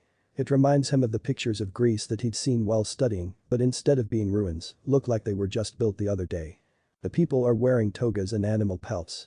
Everyone was going by doing their business. What caught Naruto's attention was that everyone looks like they were 19 and younger. No one was older than 20. He looks over to Lily Ann and notices that she looks to be maybe 15. "Where are the adults?" asked Naruto. "Adults? You mean the ones before?" asks Lily Ann. "The ones before? The adults, you know, the parents for everyone here," said Naruto. "Anyone that is 18 must have at least one child before they are sacrificed to our King Baal," answered Lily Ann. "Baal?" Naruto whispers, trying to remember that name and also filing away the sacrificing part for later. They arrived at the palace. The palace itself is quite large, mostly it being made out of freshly polished marble. Armed guards are at each end of the corridors. Wearing gold armor, wielding large shields with a symbol of a bull and holding golden tip spears. Each of the guard looks to be 19 years ago. They enter the throne room where the king of Lemnos. A boy sit on top of the throne. Naruto knew he was standing in front of a god because his instincts flared up. The king doesn't look to be 14 years ago boy. The boy has short brown hair, dull brown eyes like he doesn't truly care to be there, and he looks like he hasn't eaten lately. Lily Ann kneels down. "Your Majesty, I have brought you the boy that washed up onto shore only a few hours ago," says Lily Ann. "Yes, I can see that. Tell me, who are you, if I may ask?" "It's only polite that you give me your name first," Naruto stated. The king smirks. "I am King Baal, king of Lemnos." Naruto's eyes widened as he finally remembers about the Isle of Lemnos. Lemnos was cursed because the women didn't properly worship Aphrodite. The goddess of love cursed the women to smell so bad that their husbands abandoned them for Thracian women, and in return the women killed all of the men during one night. The only survivor was the old King Thoas because his daughter didn't wish for her father to die. Hypsipyle became queen and ruled Lemnos till Jason arrived with his Argonauts during the journey for the Golden Fleece. Jason stayed on Lemnos for 2 years and gave Hypsipyle twins, 2 sons. But then the son of Hestia remembers who Baal is. Otherwise known as Moloch or Baal of Carthage. The worship of Baal was called Baal Hammon, which called forth the sacrifices of children so the crops could grow that year. The nobles would buy children from poor families, forces the mothers to watch as their child's throats be slit without crying or moaning for their lost. It continued till Roman sacked Carthage, burning it to the ground with nothing remaining. Sitting there in his throne with that smug look on his face. Rage builds inside of Naruto's chest as this false god sits before him. Demanding for the death of children, taking them away from their families, forcing mothers to watch. "Kill him." Kubi roared from inside Naruto's mind. The blonde was very tempted to listen to the fox. But Naruto knew that he couldn't just kill Baal. For the blonde knew that he wasn't strong enough and that he needed his stuff first. Naruto thinks of ways to hit Baal that would cause everyone on Lemnos to uprise against him. "I am Uzumaki Naruto, son of Hestia," yelled Naruto. All the guards and servants heard Naruto. A son of Hestia is standing in front of them, for they knew that Hestia is a goddess of family and being one of the 3 virgin maidens. Baal was taken aback by this. For Hestia, one of the virgin goddesses, to have a child didn't look too good for him. He knew he have to play this out just right. "Why are you here?" the god of fertility asked. "I was sent on a quest, find an island thought to be lost," answered Naruto. There was no way in Hades was Naruto going to tell the location of the golden fleece. It's bad enough that they have to fight a cyclops to get the fleece, he didn't need another trying to get it as well. An island that was thought to be lost. Yet another quest for another demigod to be killed one, says Baal. Says the child killer, Naruto says bitterly. What was that? Demands Baal. Naruto could usually hold back his anger, but not this time. What Baal does to families draws the line. As the son of Hestia, the goddess of family will not stand for it. His mother may not do anything, but the blonde wants nothing more than to kill Baal in the most painful way. I challenge you, Baal. For destroying families just so that crops may grow, I'll end your terror. The gods should have destroyed you and locked you up in Tartarus for all eternity. Naruto. You insulting brat. Guards take him to the arena. Orders Baal as two guards came from behind Naruto and grabs his arms. Naruto lets them take him. He wasn't going to waste chakra on escaping, and the blonde still doesn't know where his stuff is located. But Naruto knew with them taking him to the arena they have to give him weapons to have a fair fight. That's when he'll most likely get his stuff back. The son of Hestia is placed in a cell underneath arena. He can hear the cries of the people cheering above his head. It surprised him that everyone came to the arena so quickly. With nothing better to truly to do, the blonde just sits down. After a few minutes, Lily Ann came to the cell carrying a bag. I have been ordered to bring this to you, said Lily Ann. She sits the bag inside the cell. Naruto grabs the bag and opens it up. All of his stuff is inside it. Taking the toga off and quickly put his clothes and armor on and does a quickly check to see if all of his equipment is there. Why are you doing this? Asked Lily Ann. Because of who my mother is. She is the goddess of family. What Baal does goes against everything that she protects. It makes me so angry. I just lost control, that bastard is going to die. Growls Naruto. Lily Ann doesn't know what to say. All her life she followed and worshipped Baal. She watched as those who turned 20 were sacrificed. She herself only had 2 more years before she has to have a child. Lily Ann was hoping that Naruto would agree to stay and be the father of her child, but now it doesn't seem that way. I can see the look on your face that you don't like this, says Naruto as he tightened his forearm guard. I was going to ask you to stay here on Lemnos. You see, I'm 16 and in 2 years I would have to give birth to a child. I was hoping that you would be the father, says Lily Ann. Naruto blushes, I'm sorry, but I would have to decline. I wouldn't have been able to stay anyway. I have to finish this quest and protect my home. But know this, after I'm done with Baal, you'll be able to have a child and see your grandchild. You have my word and that's Nindo. Naruto claims proudly. Guards came and takes Naruto to the arena.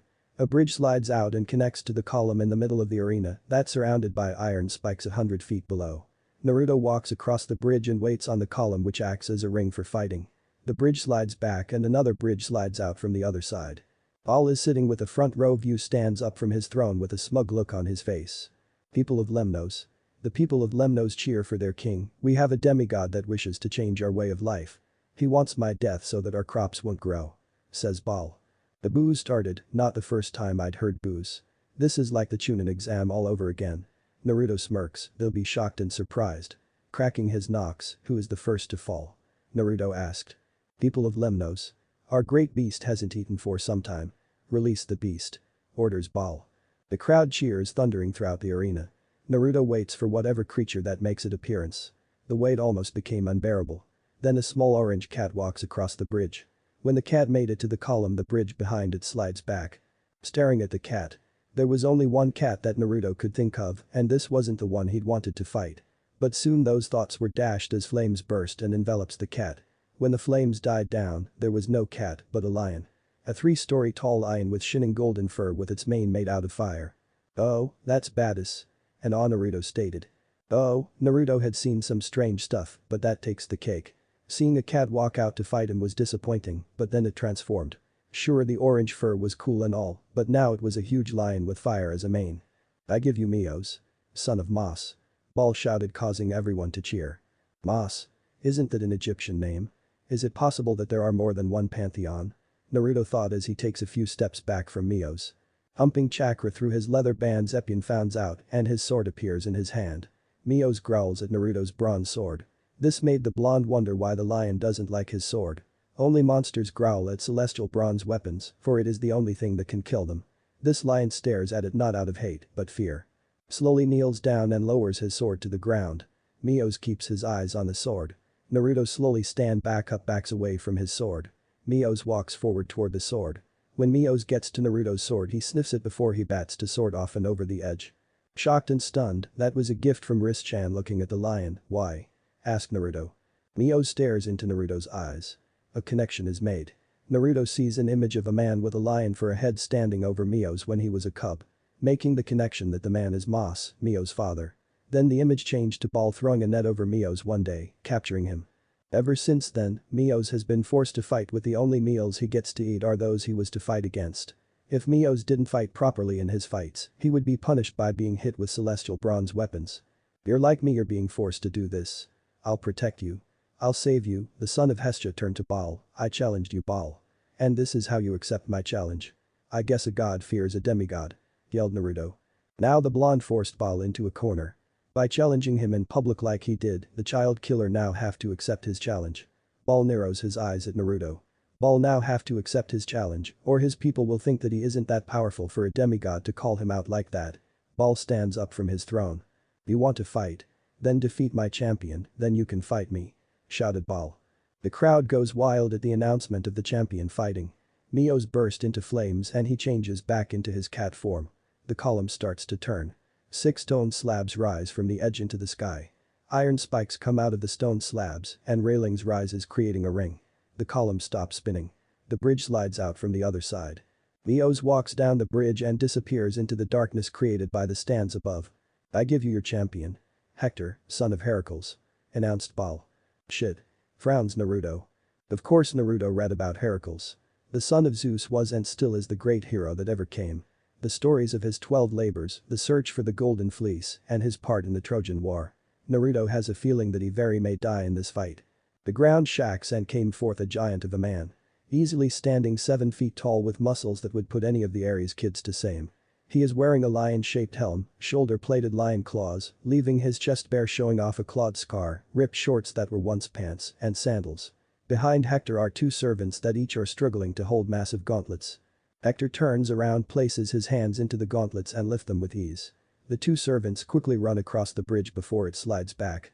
Leaving only Naruto and Hector on the column. Hector turns around and stares at Naruto. Hello, cousin, says Hector. Naruto keeps his eyes on the gauntlets for now he was a better view of them. A sneering lion at the front of the gauntlet of each one with short curved spikes like mane surround the rest of the gauntlet. I am my father's favorite son. He tasked me with labors which he did in his youth. This is my final labor before I become his champion. With your death, I will stand before him like a god, said Hector. Naruto really doesn't know what he is insulting Hector or Heracles. Sure, he read the stories and came to the conclusion that he doesn't like Heracles. Sure, he did these labors that thought to be impossible to do, but he sounded like an ass. Chiron keeps documents that says what really happened on the quest that the hero went on. The old trainer doesn't let anyone read them, but the blonde broke into his office and read them anyway. That's how he found out about Zoe. Naruto may not like Heracles that much, but he did felt that Heracles was cheated by Eurystheus with 2 of the labors. Having helped to slay the Lernaean Hydra and getting paid to clean the Augean stables. Having help is not cheating, because with a helping hand one can be stronger than by oneself. And getting paid to clean stables doesn't seem that bad. Naruto remembers he was paid to do dangerous missions outside of Konoha. So, how are we going to fight? Asks Naruto. Ha. That's too easy. We'll be fighting to the death. Lord Ball will then name my his right hand after I kill you, Hector proudly proclaim. Wow, I usually don't kill, but listening to you, I have a very strong urge to kill you. A deadpan Naruto says. Hector doesn't even wait for the death fight to begin and charges Naruto. The blonde quickly leaps over Hector and throws one of his kunai. The kunai bounces off of Hector's back. Naruto's eyes widen when he'd seen that. You may be wondering why your knife didn't pierce my skin. My armor is enchanted that I will never get hurt, stated Hector. Naruto pumps chakra through Epyon to make heat rod extend out. The chain whip becomes bright red which burns into the floor. Naruto whips the chain at Hector who just blocks it with his gauntlet. Quickly redirecting the chain whip to hit Hector's shoulder which does nothing. Hector grabs the chain whip and pulls Naruto towards him. The son of Hestia twists his body in midair where his feet are first. Stomping on Hector's face causes him to stumble back. Taking advantage of this, Naruto stomps Hector's right knee causing him to take a knee. Ramming his shoulder into Hector and rams into the iron spikes behind him. Naruto grabs shoulder plates with chakra-infused hands to rip them off. Hector quickly shoves Naruto back and pulls himself off the iron spikes. Blood runs down his back from the new injuries. This of course shows Naruto that Hector can be hurt. To show that someone can die, all you have to do is show them that someone can bleed. Hector charges Naruto swinging his fists. Since Naruto is smaller than Hector, the blonde easily dodges Hector's assault. The son of Heracles hits the floor, causes a shock wave to hit Naruto into the railing. Hector rushes Naruto and hammers into the blonde's chest and stomach. Naruto kicks Hector in the balls and shoves him back. Getting a breather before he pukes up blood. Checking his ribs and winces at a cracked or most likely a broken rib and bruised organs. But that didn't matter since the blonde can feel the Kyuubi healing his ribs already. Hector stands upright and glares at Naruto with hate-filled eyes that promised a slow and painful death. "I will enjoy crushing your skull beneath my foot," yelled out Hector. Naruto snaps his arm, sharply whipping his chain whip across the floor, forcing the tile to become loose. Hector loses his footing from the unstable flooring, takes a knee. Naruto rams into Hector, pushing him into another set of iron spikes. The son of Hestia grabs a pair of iron spikes just above Hector. He jumps up and pours chakra into his feet as he swings his body down, stamping on Hector's helmet, then with another chakra-infused stomp breaks Hector's helmet. Standing up and throws his broken helmet at Naruto, armor is for the weak. Hector slams his fists into the floor, causing it to shack, but Naruto sticks to the floor with chakra in his feet. Rushing Naruto once more slams into him, sending the blonde to crash into the railing. The son of Hestia quickly gets away from the railing before Hector can get to him and pounds into his ribs again. Naruto whips his chain whip at Hector, wrapping it around one of Hector's gauntlets. The son of Heracles pulled Naruto and slams him into the floor. Rolling between Hector's legs and once more kicks the brute in the balls. Some would say that's fighting dirty, but Naruto is a shinobi, and the shinobi don't fight by the rules. Getting pissed by the nut shots made the son of Heracles to slam his fists into the floor multiple times. Naruto didn't really have to worry about losing his balance. The blonde runs over to Hector and socks him in the jaw. Hector recovers and hits his gauntlets together, causing a high-pitched ring and blinding light. When Naruto's vision returns and the ringing in his ears died down, Hector was encouraging the crowd to cheer more and louder. Naruto takes out one of his kunai and runs over to Hector. The blonde punches Hector in the kidney, then stabs him in the right triceps and twists the blade. The gauntlet slips off. Naruto quickly Spartan kicks Hector away. The son of Hestia puts his right hand into the gauntlet and lifts it up. He struggles since he wasn't expecting the gauntlet to weigh so much. Hector raises his fist to smash Naruto, but the blonde beats it to him and punches the brute with the gauntlet. The son of Heracles loses his other gauntlet and Naruto claims it. Sporting both gauntlets and socks Hector in the ribs and uppercuts him in the jaw. Hector, not taking a beat lying down, dishes out some punches as well. He stays close to the floor in a low stance and moves around on all four. Naruto struggles with the gauntlet's weight but uses his chakra to make it easier as he punches Hector. Hector grabs hold of Naruto and lifts him up, punches him in the face a few times with a headbutt as an added bonus. Naruto guards against Hector and counters with a punch to the jaw, then the temple, and finally in the right eye. Hector is forced to drop Naruto, and the blonde uppercuts the brute with both fists. Stumbling back, Hector shacks his head as Naruto punches his ribs, trying to cave them in. Hector runs over to one of the stone slabs, ripping it up with great strength, and tosses it at the blonde. Naruto rolls underneath the flying slab. The son of Heracles grabs hold of Naruto once more and lifts him up. Not letting the brute have his way again, punches the brute in the jaw, then the temple, and finally in the right eye once again. Hector throws Naruto across the ring and into the railing. The railing nearly gives out from the impact. Hector shoves his hands into the floor and pulls it up with great strength, showing everyone that he is a true son of Heracles. The railing behind Naruto gives out and breaks. The blonde uses one of the spikes on the gauntlets to hold him from falling to his death. Pulling himself up and channels chakra to the soles of his feet, runs up the lifted ring, leaps into the air, channels chakra into his fists as he comes crashing down onto the lifted ring. The son of Heracles, who was struggling holding the ring up, wasn't expecting the sudden forced impact. Naruto leaps up and hits the lifted ring with another chakra-infused punch, then a second, and finally a third chakra-infused punch, caused Hector to lose his grip and falls to the floor with the ring crushing his legs underneath. Naruto, not taking a chance, stomps both of his feet onto Hector's chest and pounds into his face. The crowd became quiet as Naruto pounds into Hector's face. Naruto blocks everything out of his mind as the beating continues. Showing no mercy since Hector wasn't going to show him any. Cracks start to appear from Naruto's punches. Soon the column breaks and collapses, taking Naruto and Hector with it. Naruto and Hector fall through the ground as the foundations of the column gave out for the force of Naruto's chakra-infused punches. The blonde hits water below, struggles in the water before he breaks the surface. Coughing up water, and he swims over to a ledge. The gauntlets transform into fingerless gloves with a metal plate on the back of each glove. He pulls himself up out of the water and catches his breath. The body of Hector is carried away by the current. Naruto reaches into his back pouch and pulls out a bag of ambrosia. He opens the bag and only takes a little bit and eats it. Any bruised, cracked, or broken bones heal along with any internal injuries. The blonde will remember Hector for his death was by his hands. Naruto knew that he'd had to take a life in the career he'd chosen and came to terms with it a long time ago when he saw Haku die in front of his eyes. I will remember your name, Hector, son of Heracles, says the blonde. Naruto doesn't wait for long as he gets up and wanders through the sewers. Wandering through the darkness to find the light. Naruto begins to think on how to defeat Baal. The blonde knew he wasn't strong enough to defeat a god. There has to be a way to defeat Baal and come out alive. To defeat a god, to kill a god. Anchor, a voice whispers in Naruto's ear. The son of Hestia stops dead in his tracks. He looks around in the darkness. Holding out his hand, a small flames appears lighting to path. Seeing that no one is there, Naruto continues onward. Anchor. Again Naruto stops and looks around. There is no one down here with him for that he can see. Shifting his eyes around looking for what could be in the sewers with him. Why do I keep hearing anchor? Is anchor supposed to mean something? What could? Naruto stops in mid-thought. Baal has lost many followers over the years. Without so many followers, Baal must be struggling to keep his physical form, which would mean he needs an anchor to stay in physical form. Destroy Baal's anchor, free the people of Lemnos from Baal. But would Baal's anchor be? Asks Naruto. The only place that Naruto can think of where Baal may keep his anchor would be at the palace. Making his mind up, he heads to the nearest manhole. Using stealth to sneak through the city and made his way to the palace undetected. He made his way into the throne room still undetected. And you said that he would die. Yelled Baal.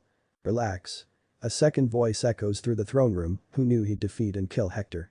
He's from Delos and they have strong warriors from there.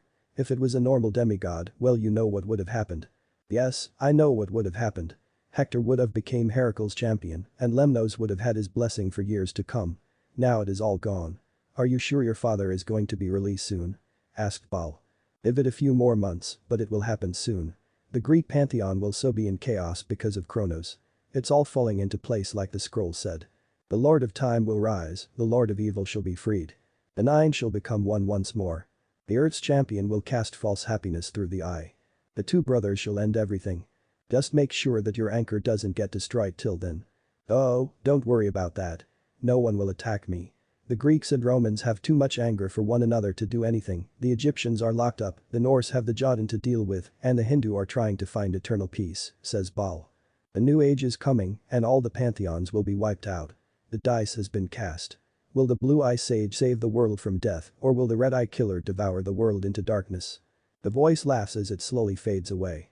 Naruto was actually dumbfounded at what he just learned. First of all, there are more pantheons out there, and each of them are in trouble. And second, the world is in danger of something coming to cast darkness over it. But the blonde has more important stuff that needs his attention now. Looking throughout the throne room to see what could be Baal's anchor. Baal ruled Lemnos for hundreds of years, if not thousands. No one would attack him for they either worship him or feared him. Even with that, one can't be too careful. Most likely Baal had his anchor on his person. You can come out now. Baal says as Naruto lands in front of him, I'm surprised that you're still here. I would have fled after killing Hector. That's where you are wrong. And hearing and seeing how you do things. I think Lemnos needs a new king, stated Naruto. Oh? And you to be king? Questioned Baal. No, I don't want to be king. But knowing that you aren't ruling these people will give me some rest. Now face me. Naruto demands. Narrowing his eyes are the blonde, you dare challenge a god. Shouted Baal. That's the plan. I, Uzumaki Naruto, son of Hestia challenges Baal, god of fertility. Challenges Naruto. Baal stands from his throne, very well then. Says Baal. Naruto throws a handful of shuriken at Baal. The god of fertility waves his hand knocking the shuriken down. 3 Narutos rush Baal. He punches the first Naruto in the face, causing it to dispel, kicks the second dispelling it, and shoves the third away which dispels it. Heat rod bursts out of the floor and pierces Baal's left shoulder. Grabbing the chain whip and pulls Naruto towards him. A fist meets Naruto's face, then grabs his vest and slams him into the floor. Naruto spits blood in Baal's eyes. The shinobi quickly scans Baal's body to find anything that might be a possible anchor. Baal grabs Naruto and throws him across the throne room. Crashing into a pillar and goes through to hit a wall, then slides down to the floor. I will enjoy kill you, you little shit stain. Yelled Baal. Bite me. Comes back Naruto. Taking the nearby flames, gathers them in his hands and throws them at Baal. Baal jumps to the left and is met by a shadow clone throwing fire at him. Baal shields his face and chest as the flames lick his body. Taking advantage rushes Baal with a shadow forming the Rasengan in hand. Naruto kneels down sliding and rams his Rasengan into Baal's unprotected stomach. The king of Lemnos slides back, dropping to his knees. Why? Why? I am a god. How can you hurt me? Ball demands of Naruto. Because you agreed to duel me. It doesn't matter who you are, you have to follow the ancient laws for when a demigod challenges you. Naruto explains as his gauntlets fold out. Naruto uppercuts Ball, grabs his injured shoulder and slams him into the floor. Ball came back with a sharp kick to the stomach. Naruto doubles over. Ball knees Naruto in the stomach again, grabs his hands together and hits Naruto's back, causing the blonde to hit the floor. The king of Lemnos grabs the back of Naruto's vest and throws him into another pillar. The blonde groans as he spits some blood out of his mouth. Slowly rising to his feet using the pillar as support. Ball smirks at the injured blonde. Are you ready to give you? Asked Ball. Fuck you. Naruto simple says, I don't know the meaning of giving up. Hearing Ball asking Naruto to give up re-energizes. Uzumaki Naruto doesn't give up. He doesn't know the meaning of give up. Dashing forward, the blonde throws kunai at Ball. He just hits them out of the way. The shinobi uses that distraction to get behind the pillar behind him. Folding out his gauntlets, pumps chakra through his arms and starts to pound into the pillar. Cracks start to appear at the bottom and at the top. With one final punch causes the pillar to fall over onto Ball. Ball bursts up out from the rumble when heat rod wraps around his neck. Pulling with chakra-infused arms throws Ball across the throne room. The king of Lemnos flies through a wall, crashing through several other rooms. He finally comes to a stop when he hits a fountain in the plaza. Breathing heavy, Ball grabs holds of the ledge, pulls himself up. The people of Lemnos watch as shock as their king is in the plaza's fountain. Naruto lands on the ground. He slowly walks towards Ball. Ball himself gets out of the fountain, trips over his own feet. The blonde steps on Ball's hand. Where is the anchor? Demands Naruto. That's what you're after? A shocked Ball asks. You aren't at full power. The only followers you have are the people of Lemnos. And with them seeing you panting, sweating, and bleeding. You are losing more power. You are growing weaker. Where is the anchor? Naruto asked once more. Go run to your whore of a mother.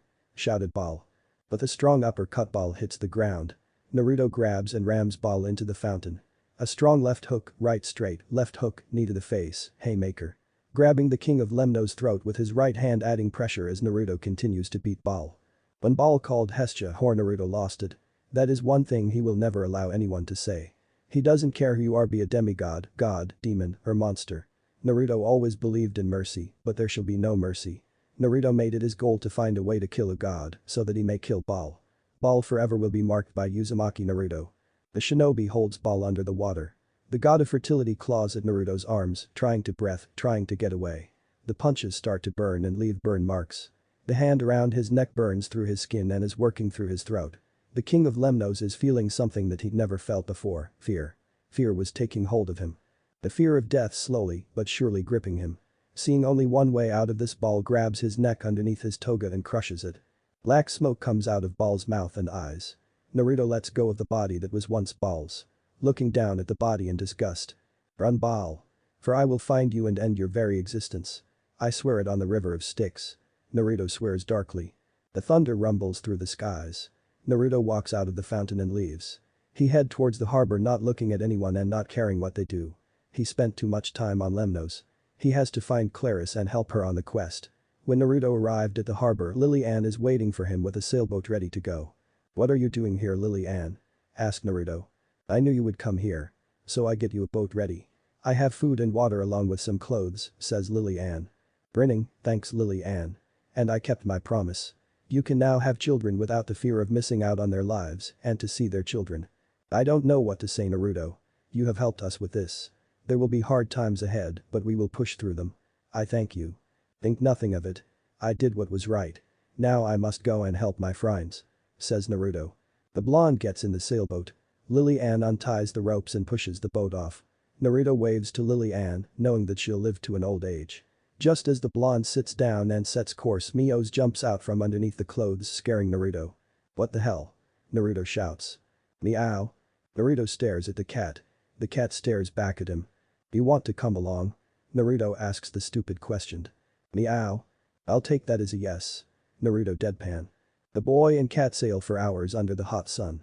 Boredom set in only after 1 hour. It didn't help that Mio's tried to catch some fish, which he quit after almost falling overboard. Staring off into the distance for signs of land, the blonde felt like he was losing his mind. Do it.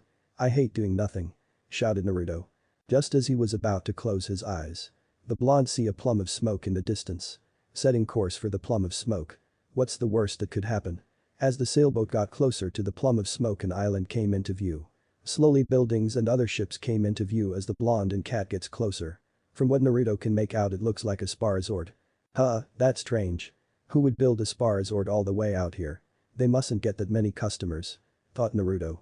Scream snaps the son of Hestia out of his thought. Mios begins to growl. Naruto picks up Mios and jumps onto top of the water. He runs across the water, leaps up and lands on the dock. Mios jumps out of his arms. Fire bursts out of him, transforming the cat into lion form. Naruto sees several men running around the spa resort wielding swords, chancing women. They look like pirates. He quickly tackles one and knocks him out. Mios pounces on another pirate, biting down on his neck, ending his life. Mios, there was no need to kill him. Mios just roared at Naruto before pounces on another pirate. What do we have here? Naruto turns to see this pirate was different from the others. He has a thick black beard and is wielding a cutlass. The guard for the cutlass is brass that curves to protect a hand from sword swings, and the blade is wider than a normal cutlass with a red tint to it. Who are you? Naruto asks as Eppian folds out. I be Blackbeard. And with how that shield came to be, you must be demigod. Which child are you? Asks Blackbeard. Hestia. You? Asked back Naruto. Son of Ares. Blackbeard didn't give Naruto time to say anything else, he blocks Blackbeard's sword swing. The blonde takes out his kunai, parry another sword swing, thrusts his kunai at Blackbeard's right arm. Edward knocks the blade away, grabs Naruto's vest and headbutts him. Blackbeard shouldn't have done that. There is one thing about Naruto, and that it is his skull is really thick. Edward cries out as Naruto falls to the dock. The blonde grabs a nearby sword and swings it at Thatch. Blackbeard easily blocks it and kicks Naruto across the docks. Naruto stands up and glares at the pirate. You have a sword now. By the way you are holding it says that you prefer a shorter blade, most likely a knife. Who trained you, boy? Asked Edward. Claris, daughter of Ares, replied the blonde. Ah. The girl must be good from that stance you have. Show me what she taught you. Thatch swings his sword while Naruto parries it. Slashing close to the blonde's left shoulder, he switches to his unarmed hand, confusing the blonde. Using the distraction to sucker punch Naruto in the stomach. Watch both hands, lad. Shouted out Edward.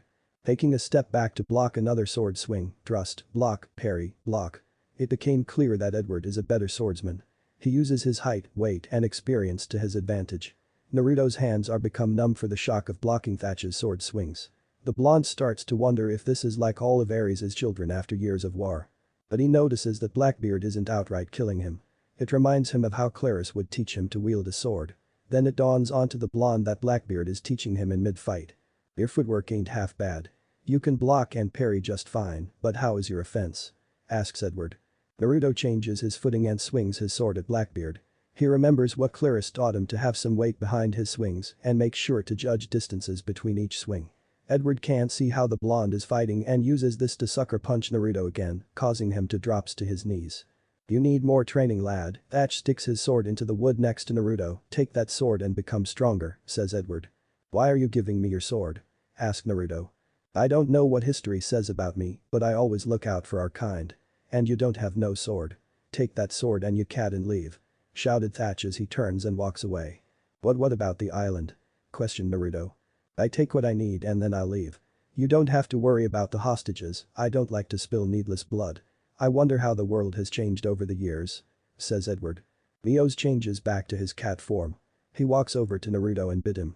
Ouch. Would you bite me? Shouted Naruto. Meow. Sighing, let's go and find the others. Says Naruto. He takes Thatch's sword. The blonde looks at the cutlass and is lost for words. The sword is made from celestial bronze and iron, giving the blade the power to kill monsters and mortals. The cutlass become brass knuckles. He puts the brass knuckles in his back pouch. With nothing really to do, Naruto picks up Mios, runs across the water. He gets back in his sailboat and set course once more. Night came soon after Naruto set sail. Sometime during the night, he sails past an island with a smoking volcano with lava going down its side. Sailing around the island a good distance, Naruto continues onward. Mist slowly starts to build up over the sea. Just beyond the mist is an island. The son of Hestia sails around the rock. There are old ships that weren't so lucky. There was an eerie silence as the mist becomes thicker. Then the most beautiful music hits Naruto's ears. The beauty causes the blonde to set course for the island. But the beautiful music playing images appear in Naruto's mind. Naruto sees himself back in Konoha standing up on top of the Hokage monument. His face is carved next to Tsunade's face. He is wearing the Hokage robe, showing that he has finally become the Hokage that he always dreamed to become. No. Roars the Kyuubi. The image shatters like glass, switching to Camp Half-Blood. The camp is back to normal with Thalia's tree being health once again. Campers are running around having fun doing different camp activates. Chiron is teaching Archer, Clarice teaching some of the campers how to properly throw a spear, Connor and Travis are getting in trouble by Katie. No. Roars the Kyuubi once more. The image shatters like glass, switching to a hill. Up on top of the hill stands a woman with 2 children, a boy and a girl standing besides her. Their faces are blurred out. Naruto can hear them call out his name. Calling for him to come over. No. Roars the Kyuubi for the 3rd time. This time Naruto snaps out of the illusion. He is staring at what created the illusion, showing him what he wanted the most, the sirens. The dream of finally becoming Hokage, to see the camp back to normal, and finally to have a family. How dare you, Naruto quietly says.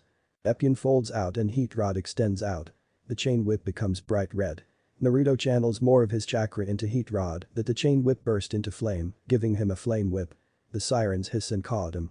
The sirens take to the skies. Stay. Says Naruto in an eerie voice that echoes, you will stay on the ground.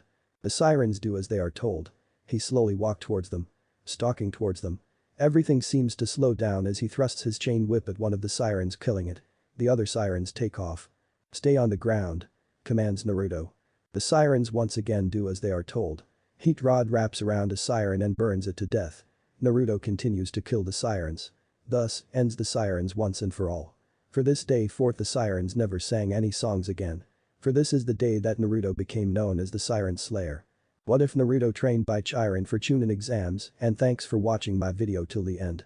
If you enjoy this content, then do consider subscribing to my channel and leave a like if you guys need the next part, comment down, and thanks for watching the video and see you guys next video.